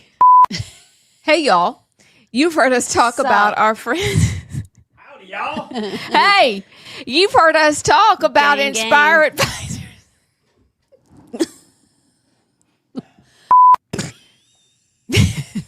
We'll get it, JP. Just don't give up on us. Sweaty. You should do it like Marge. Okay. Hey, my friends. You've heard us talk about Inspire Advisors. Now, Paul Breyer and his team at Inspire Advisors will help you grow your investment portfolio. Well, welcome back to Rightside Radio. I'm Amy Beth Shaver with Allison Sinclair and JP. So I'm not sure who saw the article first in the New York Times about Katie Britt, but I wondered what you guys thought about the article. I'm trying to pull it up. I can't. I could read it last night, but I can't. I must be a loser and I don't have a. Do you want to use my login Here's info? mine. You can read that. Well, no, I have. We should probably be on JP, the you same start one. talking. Okay. What Well, are your thoughts, good sir? Okay. Well, for those who don't know, the New York Times put up an article yesterday about our Senator Katie Britt. And the title of the article is "The GOP Senator Who Can't Stop Thinking About the Boy That ICE Detained." And essentially, the main foundation of the story is Katie Britt seeing a picture of a little boy who was being detained by ICE alongside his family. And it's just a picture of the boy with, like a backpack and a hat and a coat. And it is a sad picture, when you see it. And But do you know the story that's surrounding it? Because it's not what everybody said it was. Why did you say the story surrounding it? Yeah. So the story first came out and they were like, look at ICE. They've got his hand, the officer's hand is on his backpack and he's like pulling him and he's alone and look at his face and he looks scared. I mean, and any mother and probably any human being would look at that and be like, yeah, that's not a good look. But that actually wasn't what happened. He was with his father and they went to talk to his father and his father fled. So he was standing there by himself and the officer was just kind of had his hand on him to make sure he stayed there. Cause it looked like they were in a road, and so it wasn't ICE was separating kids from their families and they were roughing up this kid. It was his father fled. They're trying to keep him safe. Yeah. So anyway, that's what that picture was. Well, yeah. So that was the main foundation of the story. Was apparently Katie saw this picture and did not like it at all, and actually made calls to the White House about this boy and was wondering about what JD Vance's take was on it, and but they used that foundation and paint a picture of Katie Britt as the senator who publicly supports Trump. However, behind the scenes has been really concerned with several things the Trump administration has done. I think it referenced she was really against the Greenland talks and acquiring Greenland militarily when there was talk about that, and how behind the scenes she's often calling, Susie Wiles and other members of the Trump administration about things she does not like. And also as someone that reaches across the aisle and works with Democrats and is somebody, she was given credit as one of the key senators that ended the first government shutdown when it was at the longest period it's ever been. So it was weird to me. I'll be honest with you. I was a bit, well, first of all, Katie Britt, I think, interviewed with the person who wrote this article. So she was fully aware that this article was coming out. But I guess the picture of Katie Britt supporting President Trump publicly, however, behind the scenes, is not really happy with a lot of the stuff that is going on as a Christian and as a mother. It first of all painted the picture that the Trump administration is not very Christian-like and most normal mothers should have an issue with what the Trump administration is doing. And Katie Britt is I'm not a full Trump MAGA. I've got issues with some stuff that's going on too, and I bring those up and try to fix them. So it just seemed like the picture that was being painted was sort of like the Ron DeSantis angle of, I'm not the full bad parts of Trump. I'm the Christian conservative that wants things done in a certain way, and I don't agree with Trump on everything. Tell me if I'm wrong and off base on how the article comes across, but that's how it reads to me. And so now I'm just, what was the point of the article? Is Katie Britt wanting this article out, positioning herself for something in the future? I don't know. But that's what I took from it. Y'all tell me y'all's thoughts if you just agree or disagree with any of that. I wonder, I read it. I love New York Times cooking, by the way. Just saying. And they had a really good podcast we listened to. But I wonder if the writer is using her issue that she has with Trump and putting Katie on the face of, here's my issue. The Trump White House is really not that very Christian. And Katie sort of aligns with that thought behind the scenes. And so she's going to be the face on my issue with Trump because the New York Times hates Trump. And it is beautifully written. You're right. Katie knows full well that this is coming out. but it does make me think, what's the angle of the person who's writing the story versus things that maybe we've seen in Britt do. Like, she wasn't out front with Trump the first time, like when they were running for office. She did not get behind him. She waited. And now she's a mover and shaker and sounds like somebody that they have to call before they do anything first. So that's interesting. But I also can't forget, because it does make you ask questions. But I also can't forget, this is the New York Times, and they say what they want. They usually don't issue retractions, but they're not actually known for being completely truthful. So those are some of the questions I have about the whole thing. I don't know. What do you think? I think there's no denying that Katie Britt is one of the most powerful movers and shakers, like you said, in DC. I mean, I don't know how she does it. First of all, she's probably the hardest working politician I know. Just from the outside looking in, I don't know when she sleeps. I don't know how she always looks like she had 8 hours of sleep, but she does. And she is everywhere. I mean, her birthday was this week, and she didn't even come home. They were out of session. She stayed in DC to work on the appropriations bills. I mean, she is dedicated to this job, and she is not going anywhere. She may stay senator. She may be vice president. I don't know. She is a hard worker. But she's always, even from the beginning, and I feel like she's always been this person that can, and I'm going to say straddle both sides, and I'm not sure if I mean that in a negative way, but you know, from the very beginning, she was in the class coming in with Fetterman. It was just the two of them, and they got to be really good friends. And she's never shied away from her friendship with John Fetterman and being able to reach across the aisle. In this article, I kind of wanted to read, they say that Miss Britt has voted in line with President Trump 100% of the time. Her disagreements emerge only in private in conversations with top White House officials and cabinet secretaries whose numbers are all saved in her phone. Over the last year, Ms. Britt has occasionally convinced the Trump administration to reverse course, and it goes on to mention some of the things that have changed because of her lobbying the president. Democratic senators are well aware of Mrs. Britt's ability to make these calls. Several of them said they regularly rely on her to take their concerns to the White House in an era when the administration rarely reaches across the aisle. Senator Chris Coons, Democrat from Delaware, said he called Ms. Britt during a recent delegation. He led to Denmark to discuss Mr. Trump's remarks on Greenland, and again last week about ICE and border control. And Mr. Coons said she does kind of a temperature check in and reading and is a go-between. She'll listen to several of us and then call Susie Wiles or then call the president. On one hand, I kind of recoil at that because I'm like, why are we doing the bidding of the Democrats? Okay, because I guarantee you when the Democrats are in charge and there's a Democrat president and the Democrats have the House and the Senate, they're not going to be calling us, you know, to see how we're feeling. And they're not going to care what we have to say to take to the Democrat president. On the other hand,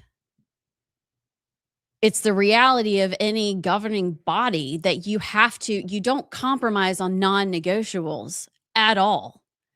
But you do have to negotiate. There are things, I mean, you look at what's happening in the Senate right now with the filibuster. The Democrats have stalled everything. So it's a fine line between knowing how to maneuver and manipulate, sometimes in a good way, sometimes in a sinister way, manipulate the machine and not compromising on strong Republican platform values. And I don't know what this article is. There's obviously an agenda there, but there's no doubt in my mind that Katie Britt, whatever she wants to do, she will do and she can do. And right now it's looking like she wants to be the measured, kind of moderate Republican. Which is what she was when she ran for office. Well, and that's what I was going to say. That's who she's been from the beginning. Yep. I mean, if you look at who she aligned herself with, even when she was running, she's never been shy about me. She had fundraisers with McConnell and, you know, I've got a screenshot of one of her parties that she had in DC. It's all the people that we would call moderates. And so she's never shied away from that. I kind of don't know why people are surprised. Yeah. there was a poll. Apparently, I probably shouldn't mention it yet because I haven't seen it yet. Y'all keep talking. Well, did y'all see Ann Coulter going after Katie Britt? No. What did Ann Coulter say? Ann Coulter just embedded the article about Katie Britt on Twitter and said, quote, "Women are the worst. Cannot think 1 millimeter ahead." And her State of the Union response was idiotic. Wow. That was so long ago. Can people, not that people can change, but has Ann Coulter regularly commented on Katie Britt? I'm not sure. But she also put up a little bit of a longer tweet. I won't read the whole thing. I'll just read this little part of it. Republicans' embrace of, quote, diversity has been an unmitigated disaster, as illustrated most recently by Senator Katie Britt, whose response to President Biden's State of the Union last year came with a double dose of diversity. Why was this first-term senator chosen? To boost her re-election chances? She's from the reddest state in the union, won her last election by 30 points, and her term doesn't end until 26 because she's an amazing public speaker, ? Quite obviously, it wasn't that. And pretty much saying that, I guess Katie is trying to be the diversity of the GOP. Yeah. So I don't know. I understand all sides of it. I agree with everything you're saying, Allison, that, look who was in the Oval Office earlier this week when Trump ended the second shutdown, and it was Katie Britt again. So there's no doubt that she is a force of nature and getting things done in terms of being an effective politician, in terms of playing both sides and getting things done, whether you like the things or not. She's getting things done. She got the Lincoln Riley Act done and has done so many great things like that within only her first term as senator.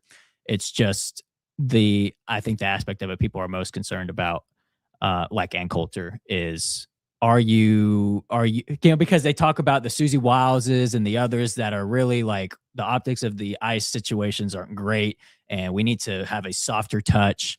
And I think when stuff like this comes out about Katie Britt, who is having an issue with like the picture of the little boy detained by ICE, then she sort of becomes like that's one of the ones that's getting in Trump's ear about slowing down the ICE deportation. She's one of the ones that wants a softer touch. Like I said, I don't know if that's necessarily true or not, but that's the image that comes across of it of, man, we need people we need more Stephen Millers. Get it done. And the Katie Britts and the Susie Wiles in Trump's ear that are having issues with pictures of the kids detained by ICE. They're the ones that are getting in the way and not letting these things happen. So I don't know. At the very least, it was an interesting article to come out because I think there's many threads to pull on it about what does the writer and what does Katie Britt think about the article? Is she trying to position herself with it, or is it just, her expressing like, I don't think kids should be used as pawns by ICE, which I think was a direct quote from her in the article. Well, the writer was with her in Montgomery. Mm-hmm. And so she knew this was coming. She's obviously positioning herself either for the next office or for the next thing she wants to do, or to kind of separate herself a little bit. To be honest, she's an enigma. I don't know how she does it because Donald Trump loves her. Mm-hmm. I know he loves Wesley. And he didn't like her when she ran. He didn't. Yeah. So I think it's striking that balance. And you're right. She's going to be able to do what she wants to do whenever she wants to do it. So that's the reality. But it would be interesting to know, because the New York Times obviously is going to be a liberal, writing a liberal story about a conservative person. It's just very, very interesting. Super interesting, because at the end of the day, that writer was able to continue the lie that child was used as a pawn. And that also gives me pause. So, but more than that, we do have a force of nature as a senator. We just do, period. I found the poll that I was, Alabama Daily News has an article today. I'll read it on the other side. It's interesting. Actually, very interesting. Y'all are going to love this. Okay, we'll be back.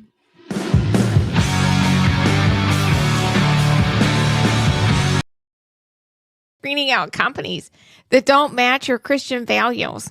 Paul and his team are experts at what we call biblically responsible investing. And they're offering a free class for a limited time, just for you.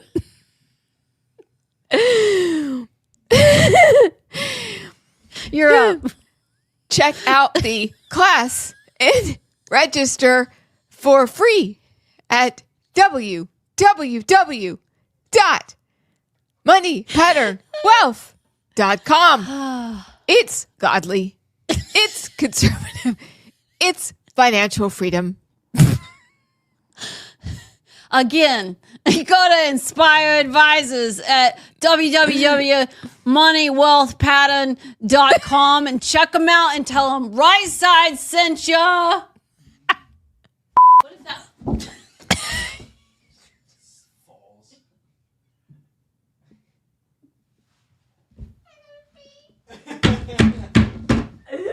We'll do it afterwards.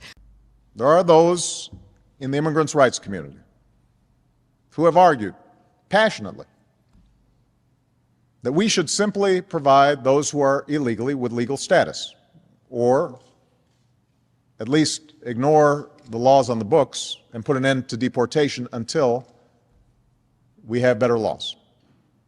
And often this argument is framed in moral terms. Why should we punish people who are just trying to earn a living? I recognize the sense of compassion that drives this argument. But I believe such an indiscriminate approach would be both unwise and unfair. It would suggest to those thinking about coming here illegally that there will be no repercussions for such a decision. And this could lead to a surge in more illegal immigration. And it would also ignore the millions of people around the world who are waiting in line to come here legally. Ultimately, our nation, like all nations, has the right and obligation to control its borders and set laws for residency and citizenship. And no matter how decent they are, no matter their reasons, the 11 million who broke these laws should be held accountable.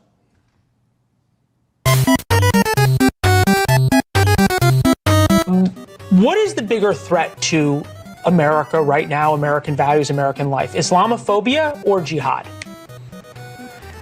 I think we have to focus, quite frankly, on, if we're worried about the threat to American values, on the person who's in the White House.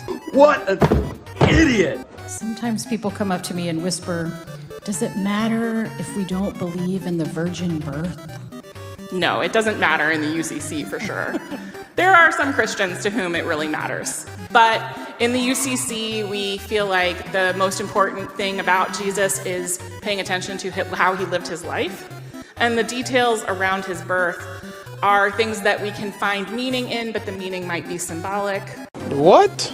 Hannah Moore believes she and other SNAP recipients should be able to go into the grocery store and buy whatever they like. Soda, candy, prepackaged sweets, prepared desserts, and juice with less than half of natural fruit or vegetable juice in it. It's not even cool. Like, why they do that? What's the point of food stamps if it's just for real food? That doesn't make sense.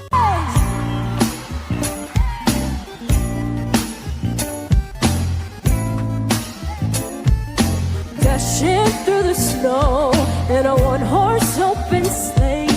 All the fields we go, laughing all the way. You people, this is golf! A rock concert! Why are you going home? I got sent home for suggesting we do a nativity this year. Apparently I'm Islamophobic. And what's for lunch? All they sell is curry now, thanks to Labour and the illegals.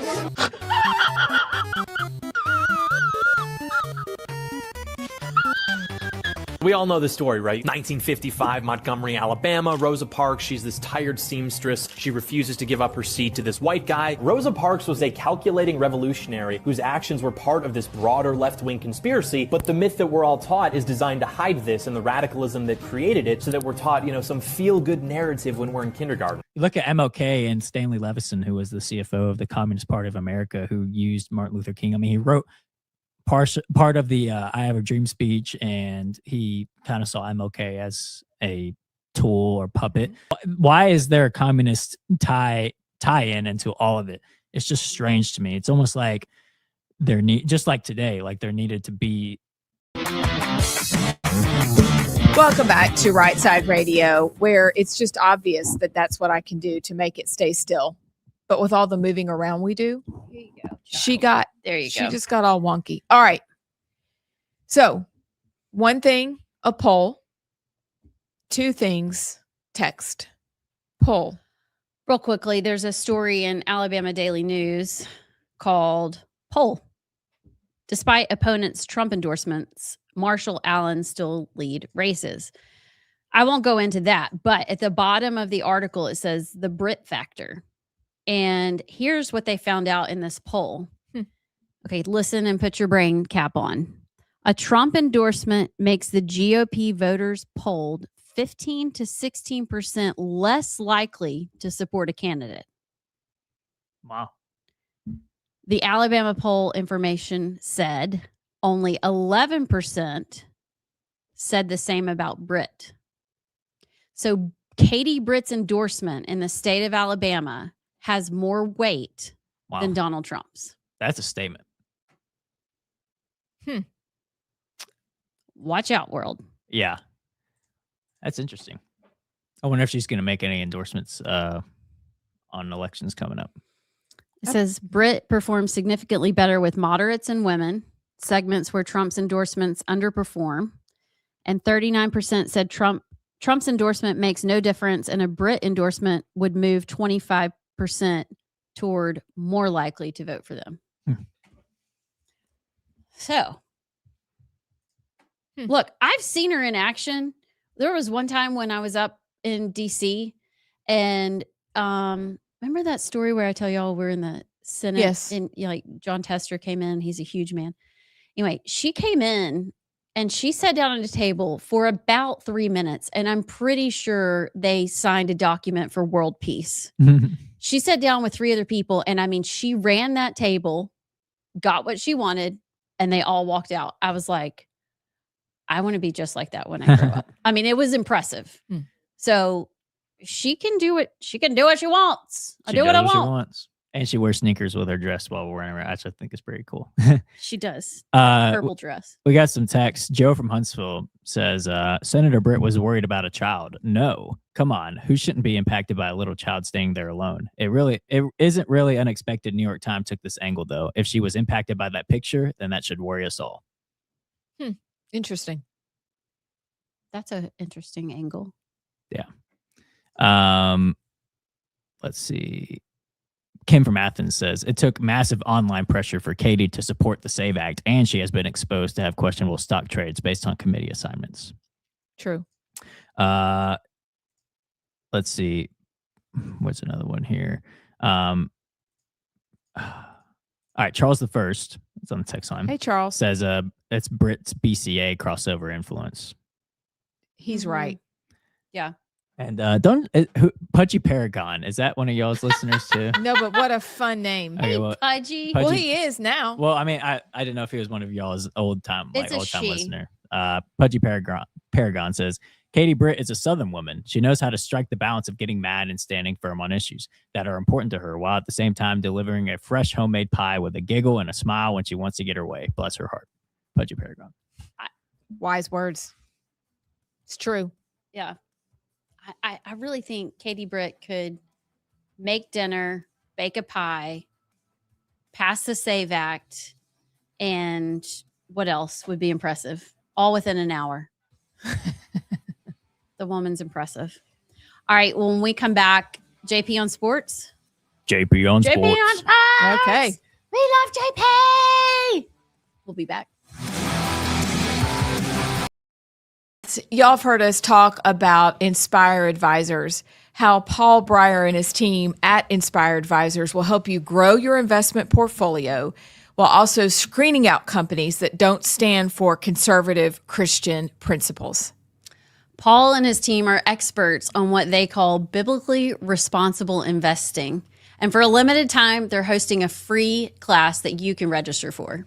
Check out the class and register for free at moneypatternwealth.com. It's godly, it's conservative, and it's financial freedom. Again, go to Inspire Advisors at moneypatternwealth.com. Check them out and tell them you heard about them at Rightside Radio. Fighting in a racial war almost for them to try to implement what they wanted to implement. So it's strange. It is my observation that the communists were using the civil rights movement as one more attempt to control the population, because it is their belief that communism can't succeed without first socialism succeeding.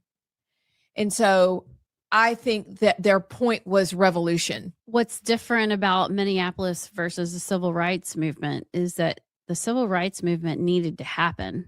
I don't know if it needed to happen that way. Don't remember communism coming out of it or socialism. But is that the end result of what happened? I think the end result, if you take communism by its definition of seizing the means of production, what they ended up seizing were our classrooms and our textbooks, and being able to tell a narrative that has spun in their favor. That's good, Abs. Thanks, good. It's coffee. Still thinking. You know, that is getting unwound, and it's time, because there's so much we know that's not true, not just about this, but about many other things. But I think that was what they were able to do. And so now they're reproducing other agitators in other areas of our society. You're so smart. We shall discuss Jeffrey Epstein, starting with Kash Patel saying there was no evidence of any children being abused. Essentially, this is what he says. We have been lied to. That is my big takeaway. I do want to add the Deputy Attorney General Blanche. He not only said physical abuse, but he said death, physical abuse, and injury, which means what? There was death, physical abuse, and injury. But you put out something like this in regards to Jeffrey Epstein, and they're talking about this, my ears perk up, and I'm like, maybe Jen Caviezel wasn't absolutely crazy. It's all kind of starting to come together. And then all the stuff, does anybody have the Pizzagate stuff? Everybody thought those people were nuts too. And I think Pizzagate, if you read through these texts, emails, is real. For too long, not all the pastors, but some of our pastors told us that Christians shouldn't be involved in politics. This is what happens when you abdicate the responsibility for being a civil magistrate, our God-given duty. This crap is what happens when we go, yep, y'all do it. We're just going to hang on till Jesus comes back. This is why it matters that we are involved in politics right here. The mountain of circumstantial evidence in these files is amazing, to say the least. Bongino made his big return to his podcast today, and his whole, these people are talking about Epstein and the files. They don't even know. They didn't see what I saw. They don't even know what they're talking about. And there's these doomers and these black pillars. And then you see these emails released. It's like, hey, knucklehead, I can see pictures of Prince Andrew over a girl. I can see emails of Epstein talking to people about underage girls. I can see Epstein talking to all these people. All I'm saying is that shouldn't be the end of it. Okay. So if you're going to say, well, you don't know what I know. Well, I saw the files that I'm sure you saw. And if you're saying that's not worth another investigation and we just need to move on, then I don't even know what to say to that. Have y'all ever heard the term cute aggression? I have never heard this term, but it's a legit thing. It's a normal emotional reaction where someone feels a sudden urge to squeeze, pinch, or say exaggerated things like, I could just eat you up, when they see something extremely cute, such as a baby, a puppy, or a kitten. Even though the word aggression is in the name, it doesn't mean you want to hurt them. But psychologists think cute aggression is your brain's way of balancing overwhelmingly positive emotions. When you feel something is too adorable, your emotional response spikes so high that the brain adds a tiny counter feeling, aggression-like energy, to regulate it. That makes sense. I had no clue, but think about that. Like your aunt is like, oh, you're just so cute. Or you see a baby and you're like, I just want to eat you up. Yes. I didn't know that was an actual thing. Didn't know that 3 Alabama congressmen voted this week to fund child mutilation, DEI initiatives and abortions paid for by your tax money? Robert Adderholt, Mike Rogers, and Dale Strong of Alabama all voted against Amendment number 2, which would remove these initiatives from HR 7148. It was brought by Ralph Norman of South Carolina, who is actually one of my favorite congressmen. He said, hey, let's pass the bill, but can we just take these things out? And those 3 from Alabama voted to keep your tax dollars paying for those things. I don't know about y'all, but there's lines in the sand for me. If you're going to call yourself a conservative, if you're going to call yourself a Republican, those are lines you don't cross. I don't know what's going on. I don't know if they're compromised. I don't know if they like child mutilation, but it is unacceptable that these 3 voted for this. You need to call their offices and let them know how you feel. If you live in their district, need to reverse course here, because this isn't looking good. What if everything... Welcome back to Rightside Radio. It is 4 o'clock. Well, a little bit after 4. We're hoping you're having a great Friday. It is Super Bowl Sunday. I'm sure JP on Sports is going to talk about that. And then after JP on Sports, we will do Clown World because it's funny and talk about all the rest of the things we didn't talk about yet. But first, JP on Sports. JP on Sports! He loves it every week. He gets a little glimmer in his eye. I just think it's our best sound effect. I'm just unbiased, you know. What can I say? And actually, I don't know about y'all, but there's no buzz around the Super Bowl.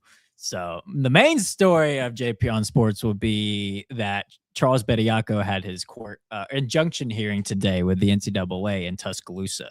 I don't know if y'all have been keeping up with all the drama with this story as of late, but the original judge who granted the temporary restraining order for Charles Bediako, who is the Alabama basketball player who came back from the G League after playing for Alabama as recently as 2023, went undrafted, went to the G League, spent 2 years in the G League, and then decided to come back to Alabama to play.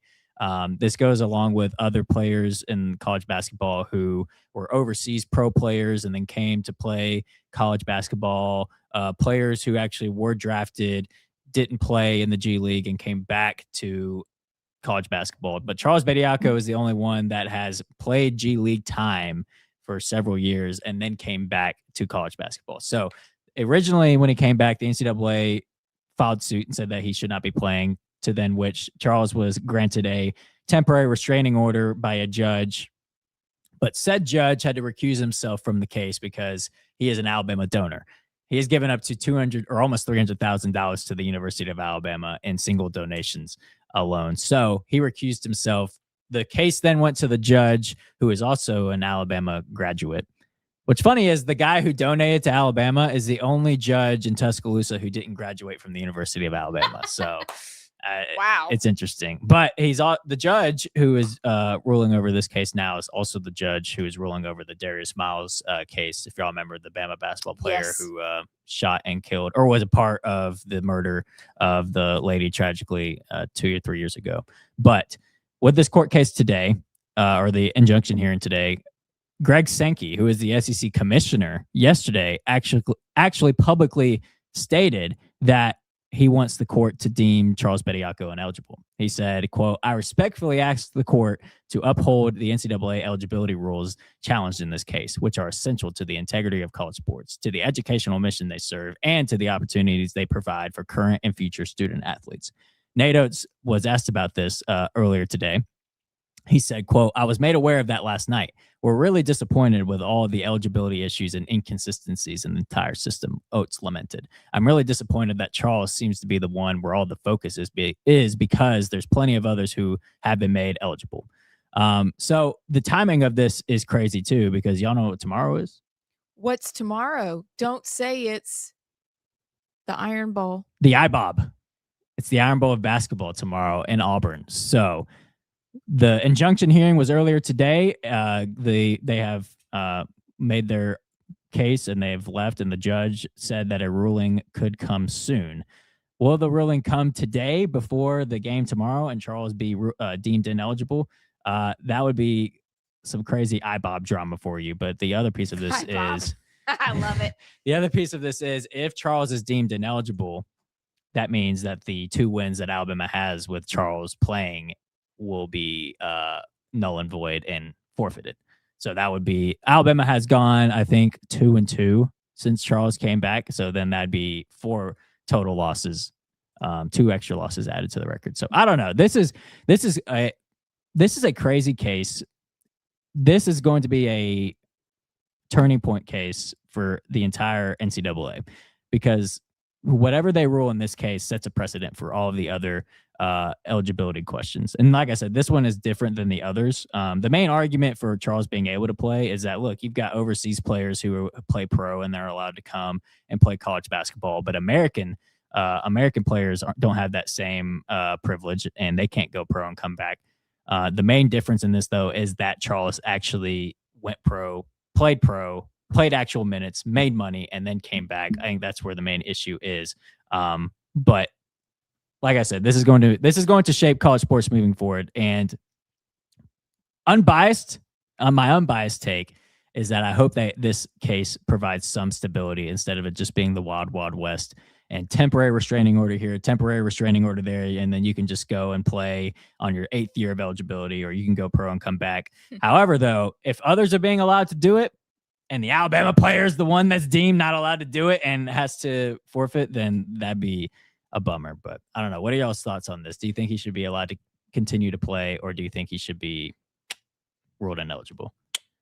Ruled ineligible. This is ridiculous. Look, the truth is you make a lot of money when you're in college and NIL if you are so lucky. So he knows he left a lot of money and good opportunity to go play. G League players make about $50,000 a year versus, minimum if you're getting paid well for NIL. So part of me is like, yeah, you know where the money is. It's in college basketball until you make it in the pros and you have a good summer league. So I don't think he should be allowed to play. I think he's going to be 77 and still trying to play college basketball. No, he's just going back. See, why hate the player? Because he's just going back to go to school. He wanted to finish his degree. Oh, he could be a doctor by now. He's been in school so long. Well, no, there's no way because you run out of years of eligibility. I mean, look at freaking, what's his name? Carson Frog Beck. That's true. Frog Beck. Yeah. I mean, so I look, I don't really know college basketball like y'all do, but I'm kind of like, I mean, work the system and just say you're going back to school. Well, that's actually the argument he made in court today was that because of the cost of college, he's not able to go back and get his degree without the scholarship of playing college basketball. Right. And so that was one of his arguments. He just wants a better life, Abs. Why you got to hate on him? Well, think about there's another case that a kid Will played with, Puff Johnson. His brother is in the NBA. I think he plays for the Phoenix Suns. He's unbelievable. But he was at UNC. Then he went to Penn State. Then he was injured. But he apparently is going to be allowed to play for Ohio State. And there's a big kerfuffle about him as well because this is year 6. He just had a lot of health issues, but there's a whole big thing up there about him playing. So I know this is cropping up everywhere. I think to me, the issue is that they need to regulate. I hate the word regulation, but they started NIL without a whole lot of direction. And it's turned college sports into a dumpster fire. Yeah. And then what it also does, the offshoot is schools are going to other schools to get players. You have to be a phenom to be picked out of high school, or you have to understand if you are getting picked out of high school, you're going to be on their practice squad for a long time, or you have to understand you're not going to play until you're older because there's no space for you anymore. Right. And so there are several things like that I believe have happened to make it worse. And so kids are working the system and they are going to that next best school. So on one hand, it's great because kids can work their way up. But on the other hand, there's so much drama that's come along with it, and corruption and delay, I think. Tommy Tuberville, fix it. You want to know? Fix it, Tommy. You want to know a funny tidbit from the courtroom today? Yes. From somebody who was there. This is from Theodore Fernandez.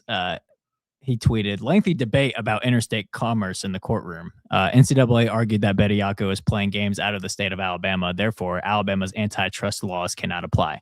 Judge Daniel Pruitt countered by saying that nearly everything is ruled interstate commerce in courts. And this somehow led to a prolonged dialogue by the NCAA about Dothan peanut farmers. Seriously? All right. It says Judge Daniel Pruitt and the NCAA were going back and forth on the definition of interstate commerce. The NCAA talked about Dothan peanut farmers hypothetically lowering prices and trying to drive Georgia peanut farmers out of business. And then said, wonder if this will give Dothan any ideas. That's called the free market. Also, Dothan peanuts are delicious. I've never had Dothan peanuts. You should have some. That's interesting that that's what would come out. I know, right? You never know what's going to happen. At least they're providing fodder for all of us today. Exactly. Yeah. So there's that. Well, we'll see what happens. I mean, I guess there is a big game this weekend too, the Super Bowl between the Patriots and the Seahawks. But it's been, I don't know about y'all. I felt zero buzz about the Super Bowl this weekend. The only thing I care about is what are we going to eat during a game that we may or may not watch. Wings apparently are sold, to this unbelievable amount. I forget how many they said people will eat on Sunday. I hate wings. You hate wings? I hate when my family loves them. Do y'all like wings? Oh, yeah. Jared loves them. I can't eat them. I can't eat them. They're so gross. Disgusting. What? Yes. Give me just a chicken strip. It's like all I don't even like those. Skin. Ugh. Like, and you can still see the bumps. You know what you do? Where their feathers come out. We don't know. The drums, you pull one side of the bone off, so all the meat's on one bone, and you go and just pull the meat. You kind of like a crab claw? Yeah. Like edamame. Blech. Come on, get some ranch, pour it on the wing. Are you watching the game? Yeah, I'll watch it. I'll predict the Patriots will win, unfortunately, because I hate their fan base. Well, okay, the Patriot team itself this year is really likable, but the fact that the Patriots, they suck for about 2 years. They draft a quarterback, they get a new coach, and they're back in the Super Bowl already. You're just jealous. I mean, I guess that's what people feel about Alabama. That was wrong. Yeah, I think that Chris said he may be going for the Patriots. I don't know. I want Vrabel to get a ring. I will like be Mike reading Vrabel. a book and sitting there and eating food. Vrabel, you want Vrabel to get a ring? Yeah, I like Vrabel. I think he's a good coach. Okay. He shouldn't have been fired by Tennessee, but yeah, that was unfortunate. But oh well. Oh well. Well, every week, JP on Sports is brought to you by Inspired Advisors. Paul Breyer and his team at Inspired Advisors. If you want to see the best commercial ever, just go to our Facebook page for Paul Breyer. It was Paul Breyer approved, actually, for us to post that. So go check it out. But Paul Breyer and his team at Inspired Advisors, they are experts in what's called biblically responsible investing, where you can have your portfolio be in line with your values and you don't invest in anti-Christian companies, pro-abortion companies, pro-LGBTQ. They make sure that's not the case. So you need to go check out Paul Breyer and his team, Inspired Advisors at moneypatternwealth.com. That's Inspired Advisors at www.moneypatternwealth.com. And on that note, we'll be right back. I think we know is wrong. Hey y'all, it's Abs with Rightside, and during this Black History Month, perhaps you've heard me talk about my quest on the show, but I'm on a quest to find out what's true. Because if we've interacted with what isn't true, then we have to stop and ask why. What we think matters because it affects the way we behave. And if we've been told things that aren't true by people who have nefarious intentions so that they can capture us and get us to do what they want, rather than us living freely, not as victims, not in need of perpetual handouts, wouldn't that change everything? Wouldn't that set us free? Here's my first recommendation. Chad O. Jackson has well, he's got several documentaries. One is Uncle Tom 1 and 2. Start there. Or check out Chad O. Jackson in History Revelata. I've started the MLK series only on episode 1 and my mind is blown. Consider Vince Everett Ellison, who's written, among other books, The Iron Triangle. It will blow your mind. Or Daryl Harrison and Virgil Walker with Just Thinking. They have several episodes on Black history, BLM, etc. I want to know the truth because the truth matters. I'll see you soon. Am I the only one that's sick and tired of a bunch of yeah buts from our Republicans in Congress? Yeah, we voted to keep gender mutilation and abortions and DI initiatives all paid for by your taxpayer dollars in the resolution to continue funding the government. But it included, some other stuff that it's really complicated and nuanced and you wouldn't understand. Or how about, we voted to keep funding $5 billion to refugee welfare in this resolution to keep funding the government as well. But it's actually not adding any new immigration and it's upholding current law and President Trump wanted us to pass it. It's all pathetic and insane. If you're a Republican in Congress and you are voting for this crap and you lash out on your constituents that are calling it out, then the problem is not us, the problem is you. If you don't know what I'm talking about, go look up Amendment number 2 to H.R. 7148, which was an amendment to withdraw gender mutilation, abortions, and DEI initiatives from this resolution to continue funding the government. And members of our own Alabama delegation, including Dale Strong, Robert Adderholt, and Mike Rogers, all voted against it and had a bunch of yeah buts in response to that, of course. And then also go look up the $5 billion in refugee welfare that passed the House to be included in the resolution to continue funding the government, which every single member of Alabama's House voted for this. That's right. All members of our Alabama delegation in the House voted to continue funding it. Props to Tuberville and Katie Britt in the Senate, though, that voted against it. But when you call out this stuff to representatives, in our Alabama delegation, and their response is to lash out and become petty because they're simply calling this stuff out, I'm sorry. The problem is you. And I don't know, maybe you're not cut out for politics because the yeah buts, we're sick and tired of them. And all you're saying with your yeah buts is that this thing means more important than stopping funding to refugee welfare to the tune of $5 billion of your taxpayer dollars. Just saying. The Democrats, when they're in power, don't have a bunch of yeah buts. They just get stuff done for their side and destroy America. Meanwhile, when Republicans try to save America, it's just a bunch of yeah buts to continue funding the crap that Democrats want to fund. And you know what? We're sick and tired of it. In case you missed it, Alabama, all 5 of your Republican congressmen voted last week to continue funding refugee welfare. Yes, to the tune of $5 billion. Barry Moore, Gary Palmer, Dale Strong, Robert Adderholt, and Mike Rogers, Republicans, all voted to give $5 billion in your tax dollars to refugees in America. I don't get it. With all that's going on in Minnesota, how in the world can a conservative continue to give into programs that are obviously fraudulent and being used against America? To me, this borderlines on treason, and I'm not trying to be dramatic, but we are not representing American people anymore. When we're $39 trillion in debt and we're giving billions still to people that aren't even American citizens. And here's the worst part. Probably your congressman, if you call and ask why they voted for House Resolution 7006, they're going to say, Welcome back to Rightside Radio. I'm Amy Beth with Allison and JP. We've wrapped up JP on sports. We're going to revisit a few stories before we get to our 4:30 Clown World, which I know y'all all wait for on Fridays, and we thank you for that.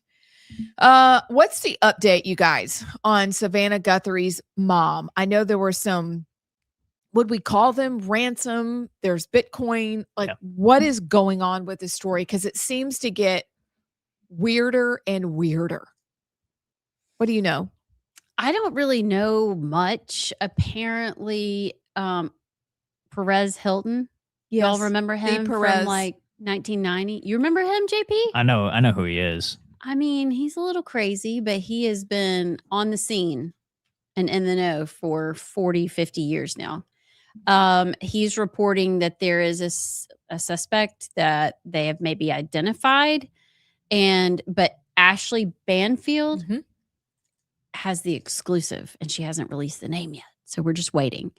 But he was saying it was an inside job, and it's not just the gardener or the housekeeper, which actually leads me to maybe go, is this something like what you were talking about, Abs? You know, with her Guthrie's husband being a fixer. Yes. It's a great word for it too, by the way. It is a fixer. I don't know why this is so. Savannah Guthrie's husband. Isn't that it? His name is Michael Feldman. Yeah. He was the scrubber.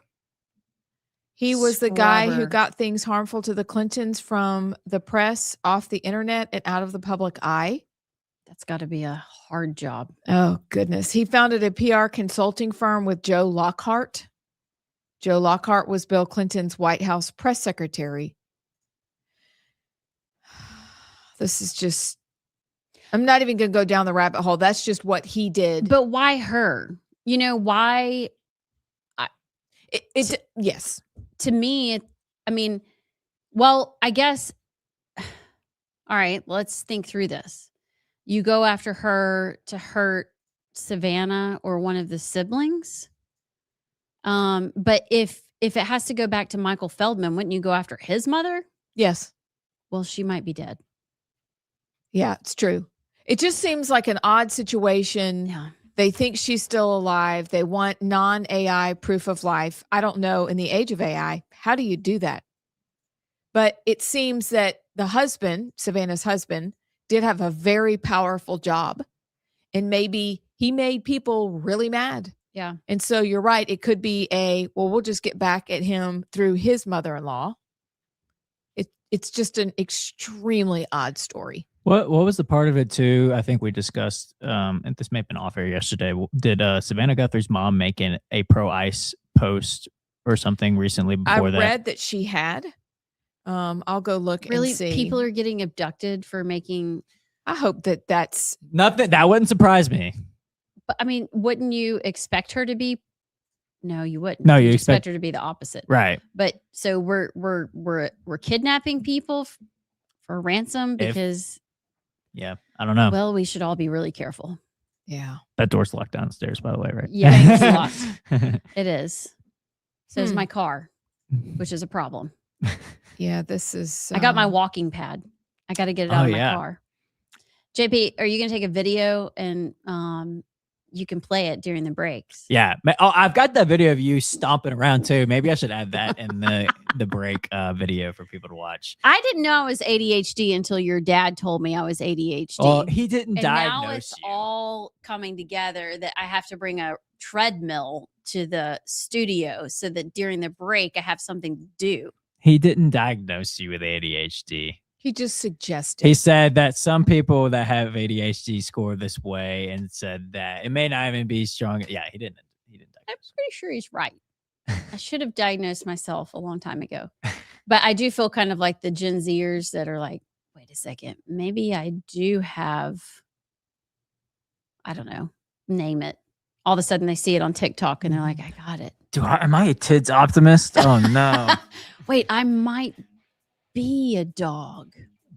I'm a furry. Yeah. No, I'm gonna go get my walking pad. I'm gonna set it up today. Okay. I'm gonna do it. And y'all are gonna be jealous. Y'all are gonna take turns. Are we? And we're gonna get all our steps in. No, okay. No, it's funny because Abs, she can sit the whole show and she looks poised and together. And I'm up like doing laps up and down the stairs. You're doing stuff. Yeah, all the time. All right, Clown World on the other side. World. This Can't is my wait. favorite. Like literally, my foot is tapping. I'm excited, or I'm ADHD. We'll be back. JP here with Rightside. I need to remind you that Inspire Advisors is one of our sponsors, and they are doing amazing work. We know this audience, and you're the kind of folks who believe in standing up for your principles and being good stewards of your resources. What if the companies you're invested in don't reflect your values at all? That's why you need to meet Paul Breyer and his team at Inspire Advisors. Inspire Advisors, they are experts in the field of biblically responsible investing. They can help you grow your bottom line while also being proud of what companies you invest in. Inspire Advisors, you got to go check them out. Here's their website, www.moneypatternwealth.com, and tell them you heard about it on Rightside Radio.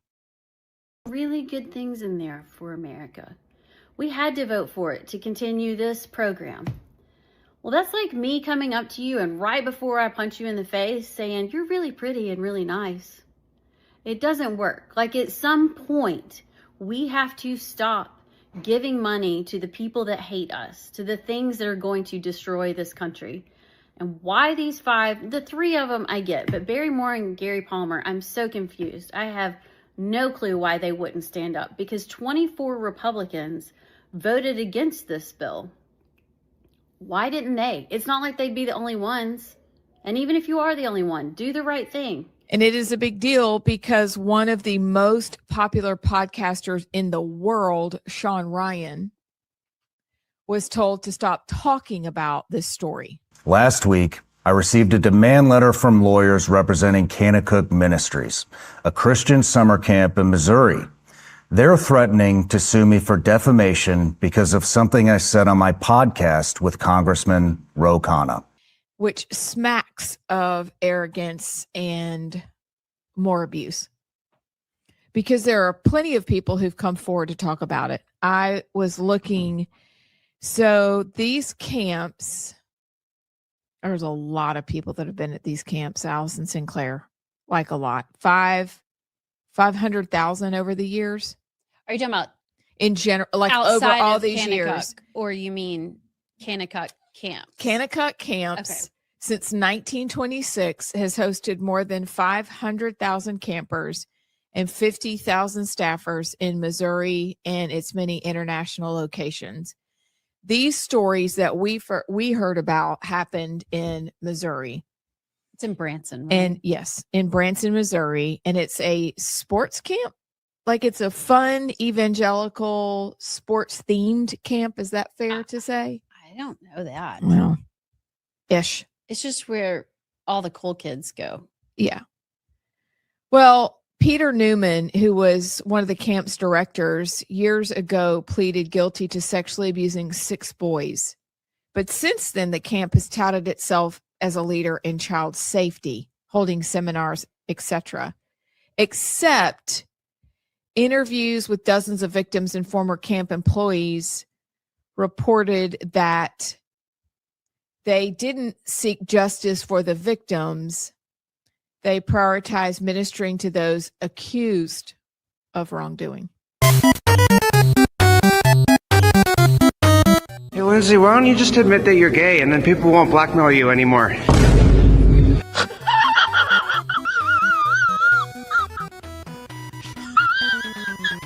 Start shooting. Just start shooting. Honestly, at this point, you don't have anything to lose because they're already going to shoot you for doing nothing. Start shooting back. I don't know. Stop it. Get some help. Abortion is an act of love. Abortion is an act of love. Abortion is an act of love. When I first heard the slogan that abortion is an act of love, I retracted just a little. And then I started thinking about my sister's story, and I started thinking about individual case stories and saving lives and saving futures, that abortion can be the most loving act that we can have. I beg your pardon? Is it the position of the ACLU that people should have to be U.S. citizens in order to vote in Arizona's elections?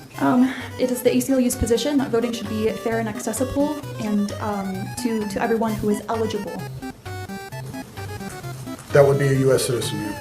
That doesn't make sense. Donald J. Trump calling. Welcome back.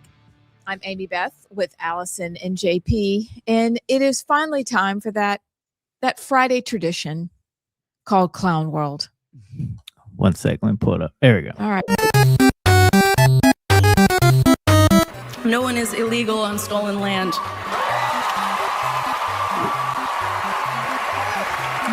First of all, isn't that ironic? Massive gates keeping people out. I thought Billy didn't believe in borders. Well, according to the driveway, Billy does believe in borders. She believes in massive gates keeping people out. I'm also a part of marginalized groups that have been historically oppressed, and it's like, keep on raising awareness and like slaying. Like, I hope that like we reach more equity soon. We actually have a equity commitment form. You can actually give up your spot at university for a member of the Tongva tribe. Is this something that you'd be willing to do for this underrepresented, underprivileged community? Honestly, no, but I hope somebody else does. That's great. Charlie and I spoke a lot about his third eye. That's why that sentence caught my attention in the article. What? We spoke about the street lamps that would go off when he would run, about the special school that he had to go to. We spoke about a lot of the things that were strange in our childhood, the testing that both of us had to endure. We spoke about the fact that we could both astral project. You know all of this, of course. You have his phone. And how surprised we were when we learned that not everybody does that naturally. Sleep paralysis, you name it. We had conversations about it. I need you to tell me if this is a microaggression quickly before I get upset. I work at a private school in Georgia. Clue number 1. She told me to make sure that you know that you have to wear the badge, because how else are we supposed to know that you belong in the building? To me, it just feels I feel surveilled.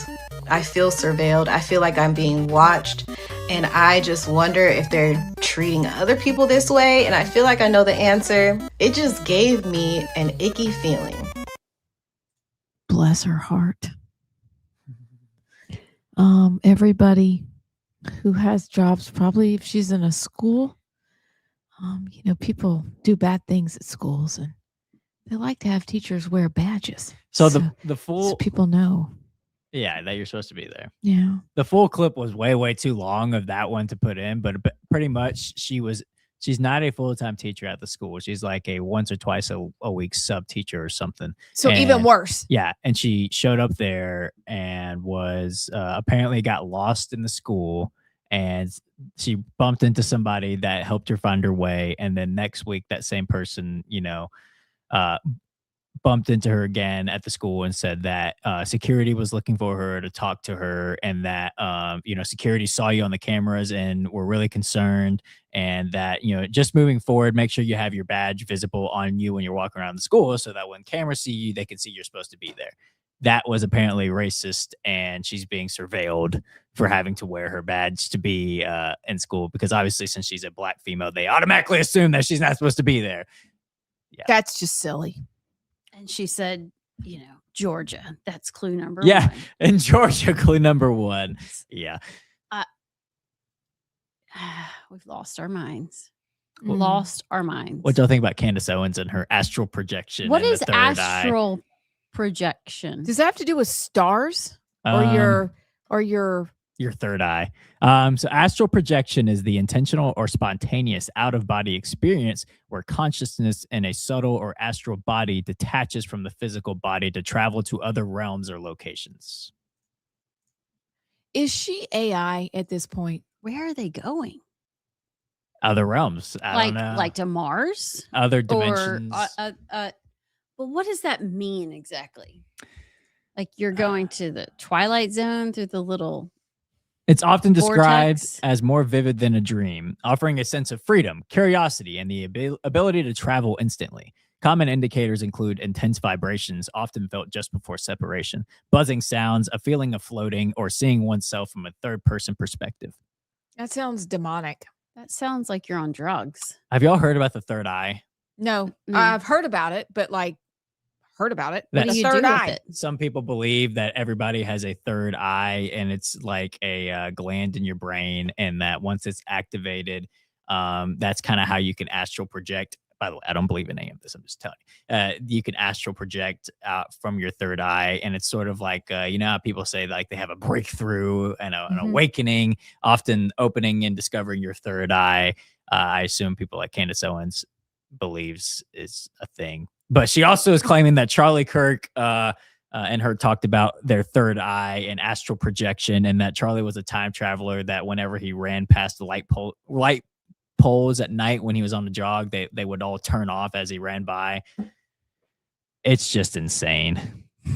At this point, are they platforming her because this is like, what was the magazine in the store when we were kids that had like aliens on the front, and it was right there at the checkout. It was just a complete gossip rag.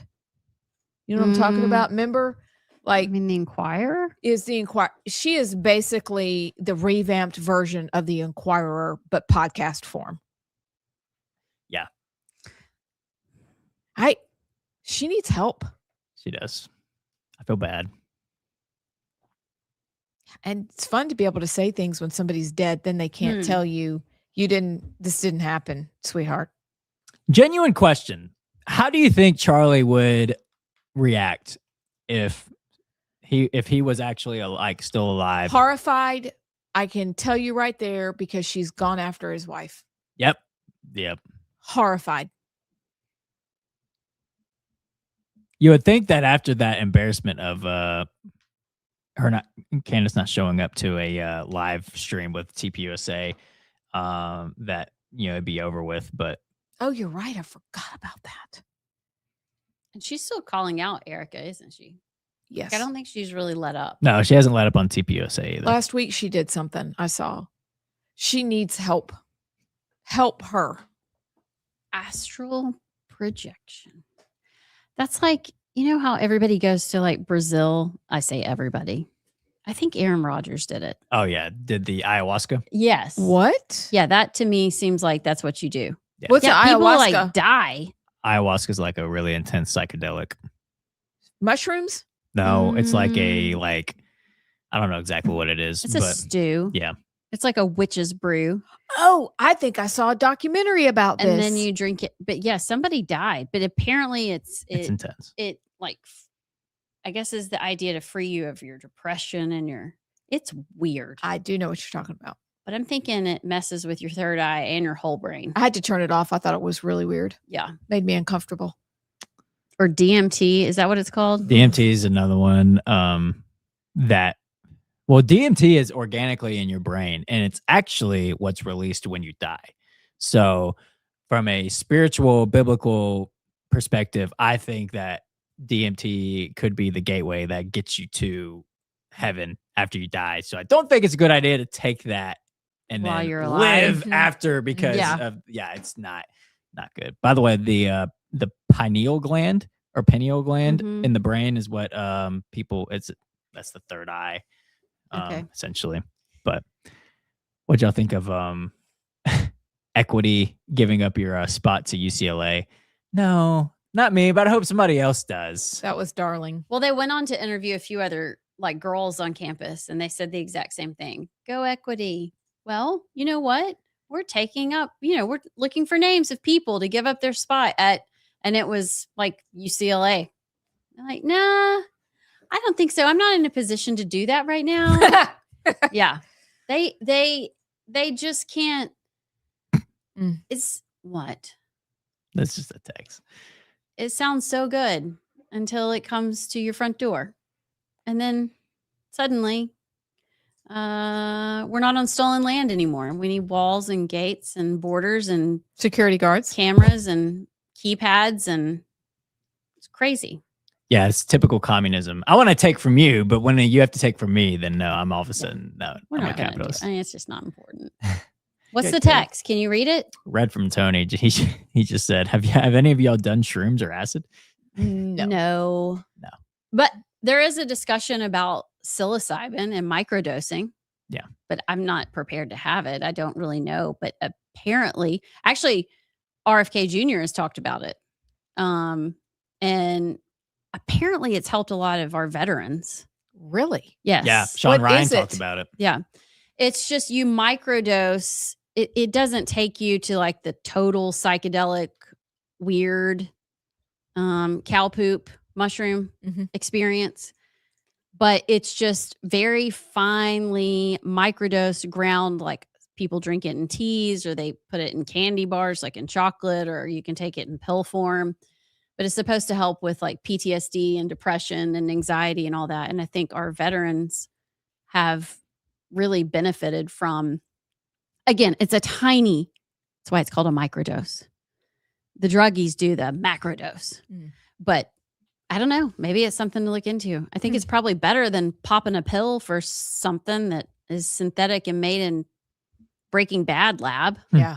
Yeah, I think under supervision and done by a professional, it can be very well. I've had friends do shrooms and they have never been the same ever since. Yeah, so. yeah, yeah. I'm really? not advocating. Oh no, yeah, I know. don't know but what does that even involve. I mean, do you chop them, fry them, smoke them? Like, what do you do? You deep fry them and you dip them in ranch. Yeah, like what do you do? I don't know. I'm asking.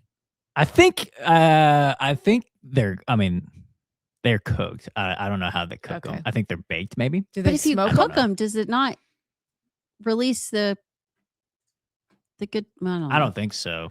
But yeah, no, I would not recommend obviously doing it. No. It's I'm not kidding. I got friends that are shells of themselves after it. So Ooh. it's not good. Yeah, it messes with you. But I think there is something to the like the clinics. Like Sean Ryan talked about him going to a clinic in Mexico where they supervised him, and it was like a medical facility with an IV. And he actually did a full podcast talking about how much it helped with his PTSD. Really? So I think there's something to it if it's done the right way. Yeah. Just like a lot of things. I mean, whether it's natural or synthetic, done the right way, it can be beneficial. And if not, you can die or fry your brain and be a shell. But we are not medical professionals. I don't know if y'all know that. So like really don't listen to us. We're just No. telling you what we heard on the TikToks. How did we even? Oh, astral projection. That's Yeah, how we got I mean, there. I was Yeah, like, how I did mean, we even get- leave it to Candace to get us on a discussion we never even saw coming. Let's go to break before we go any further. I'll set up my walking pad. Okay. Okay. We'll be back.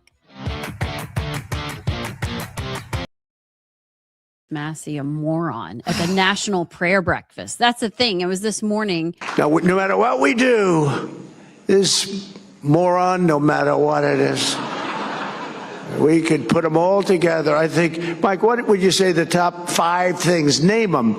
We'll put them in one bill, and we'll put them before we'll get 100% vote, except for this guy named Thomas Massey. There's something wrong with him. Why we got to be like that?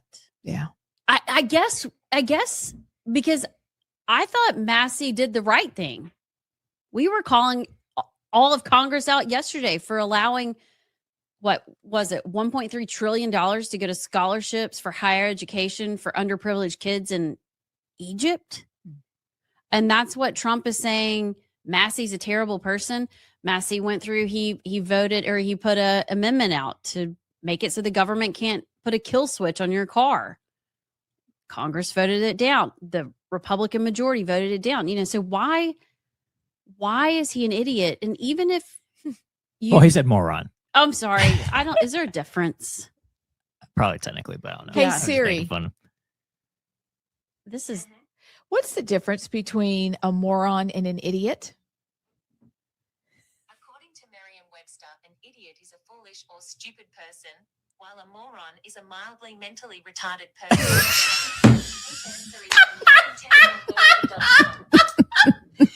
Wait. Siri said it. Okay. Siri said retarded? Yes, mildly retarded. Is that because she's British? Yeah, probably. Mildly retarded. She sounded so nice when she was saying Existing housing, people that own their homes, we're going to keep them wealthy. We're going to keep those prices up. We're not going to destroy the value of their homes so that somebody that didn't work very hard can buy a home. The whole messaging of the younger generation doesn't work hard enough to even own a home. First of all, it's awful optics, and that's a great way to lose Gen Z. So it's not great messaging. But then second off, it's just wrong. I think the narrative that my generation doesn't work hard enough to own a home, and that's why they're struggling to own homes, is just not true. I think the enemy making the older generation the enemy is also wrong. Just like it's wrong to make the younger generation the enemy. Nobody's the enemy. Money's money. And we had better get in control of it if we want to get out of this at all. He pitted two groups against each other. That's wrong. That's not what we're for. We are for working on things we can work on so that everybody benefits. That's conservatism. And he didn't say that well. I think instead of saying, I want all the boomers to get rich off their homes, I think he was saying, I don't want the boomers to lose their fannies when we drive housing prices down. Like, it's not that he thinks they're going to get rich off the backs of kids, even though that's what he kind of said. I'm assuming he's like, well, if we drive housing prices down, then all these people that have worked so hard and then have finally gotten there. I think what he's trying to say is, I want them to at least be able to keep the value of their home or make money. I just don't want them to lose money. And that's a reasonable thing to say. Could we talk about the prevalence of anti-Semitism? Yes, we can. And anti-Semitism is a real problem. It's been on the left for a really long time. There's a strain of anti-Semitism starting to emerge on the right that I think we should pay attention to. But I would say at the same time, that term anti-Semitism has become just about as useless as the term racism. We know that there are lots of people get accused of racism who are not racist. There are lots of things that people will put that racist label on that are not racism at all.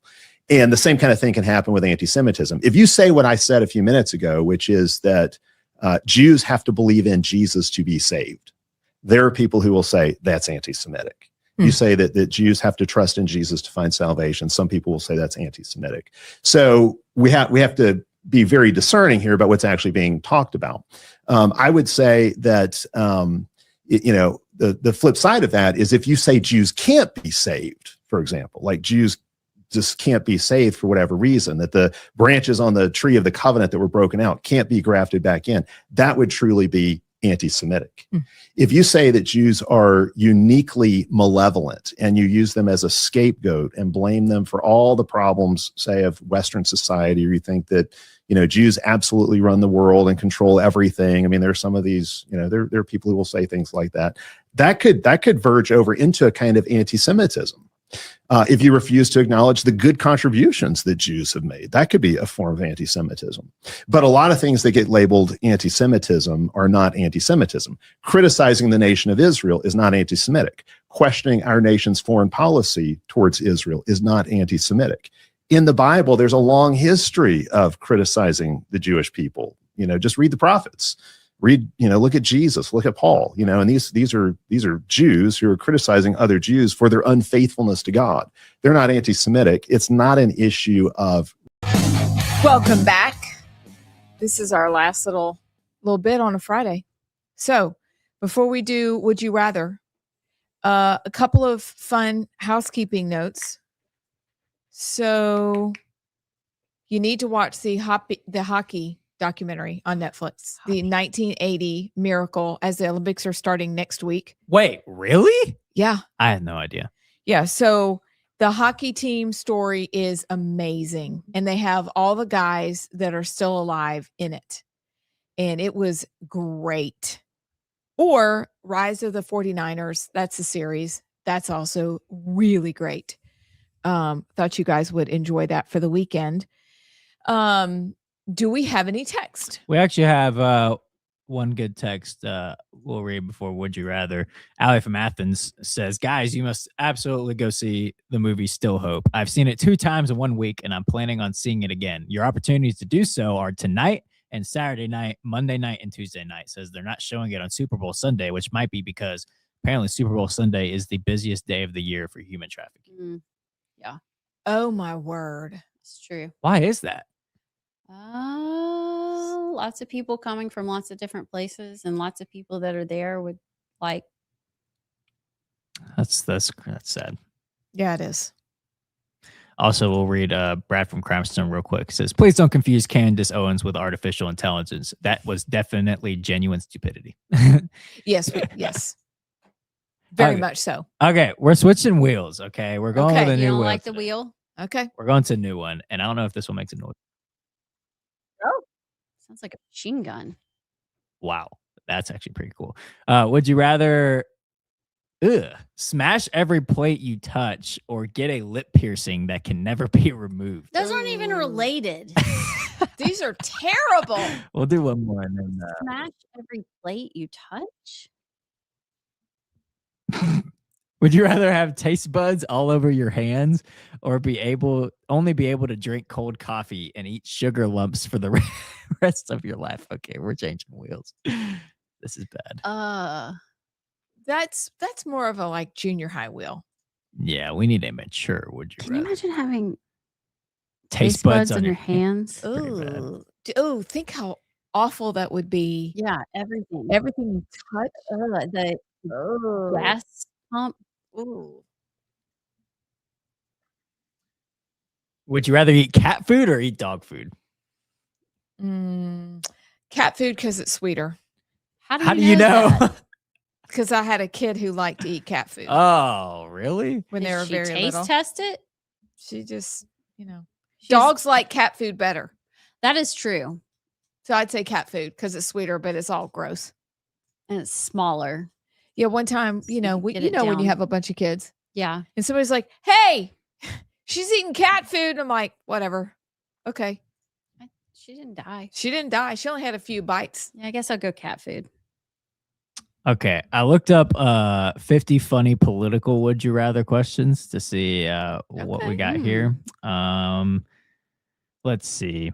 Would you rather be stuck in an elevator with a lobbyist or a journalist? Ugh. Journalist.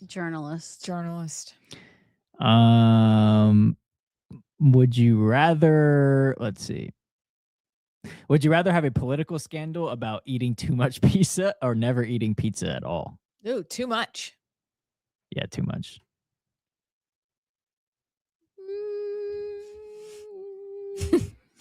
Maybe not eating at all. Because if you eat too much, then you probably have pizza all over your face and you look like a piggy. And I bet there's pictures of that they would put out. So if you don't eat enough and you're not eating it at all, then there's nothing they can use against you. Here's a good one. Would you rather have a debate moderated by your mom or your ex? Oh, my mom. Yeah, my mom would be funny. She would have no clue how to handle herself. It'd be entertaining. I'll go mom. I don't know. You're going ex. I'll go ex. You're going wow. ex. Okay. Wow. Okay. Would you rather have a flag-themed suit or a suit made of campaign buttons? That's a good question.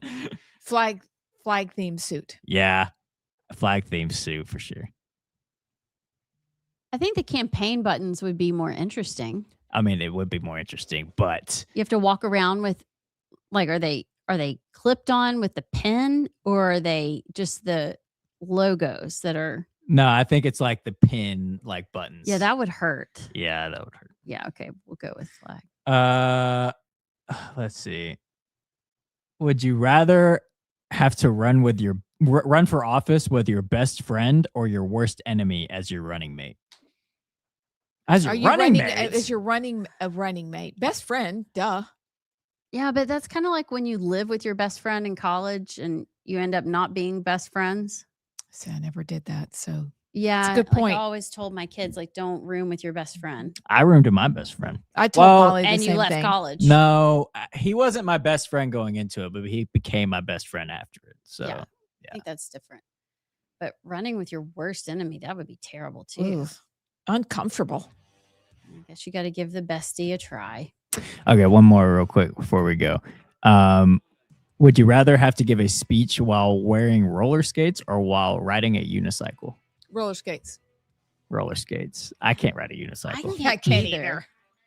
Although it'd be cool if you could. Allison would do it on a walking. Yeah, mat. I'm going to get my treadmill working. You better video this. I will. I will video it and post it. All right, y'all have a great weekend, War Eagle, and I guess go pay. I don't really care. I don't really Seahawks, care. Patriots, who cares? Enjoy the chili. We will see y'all on Monday.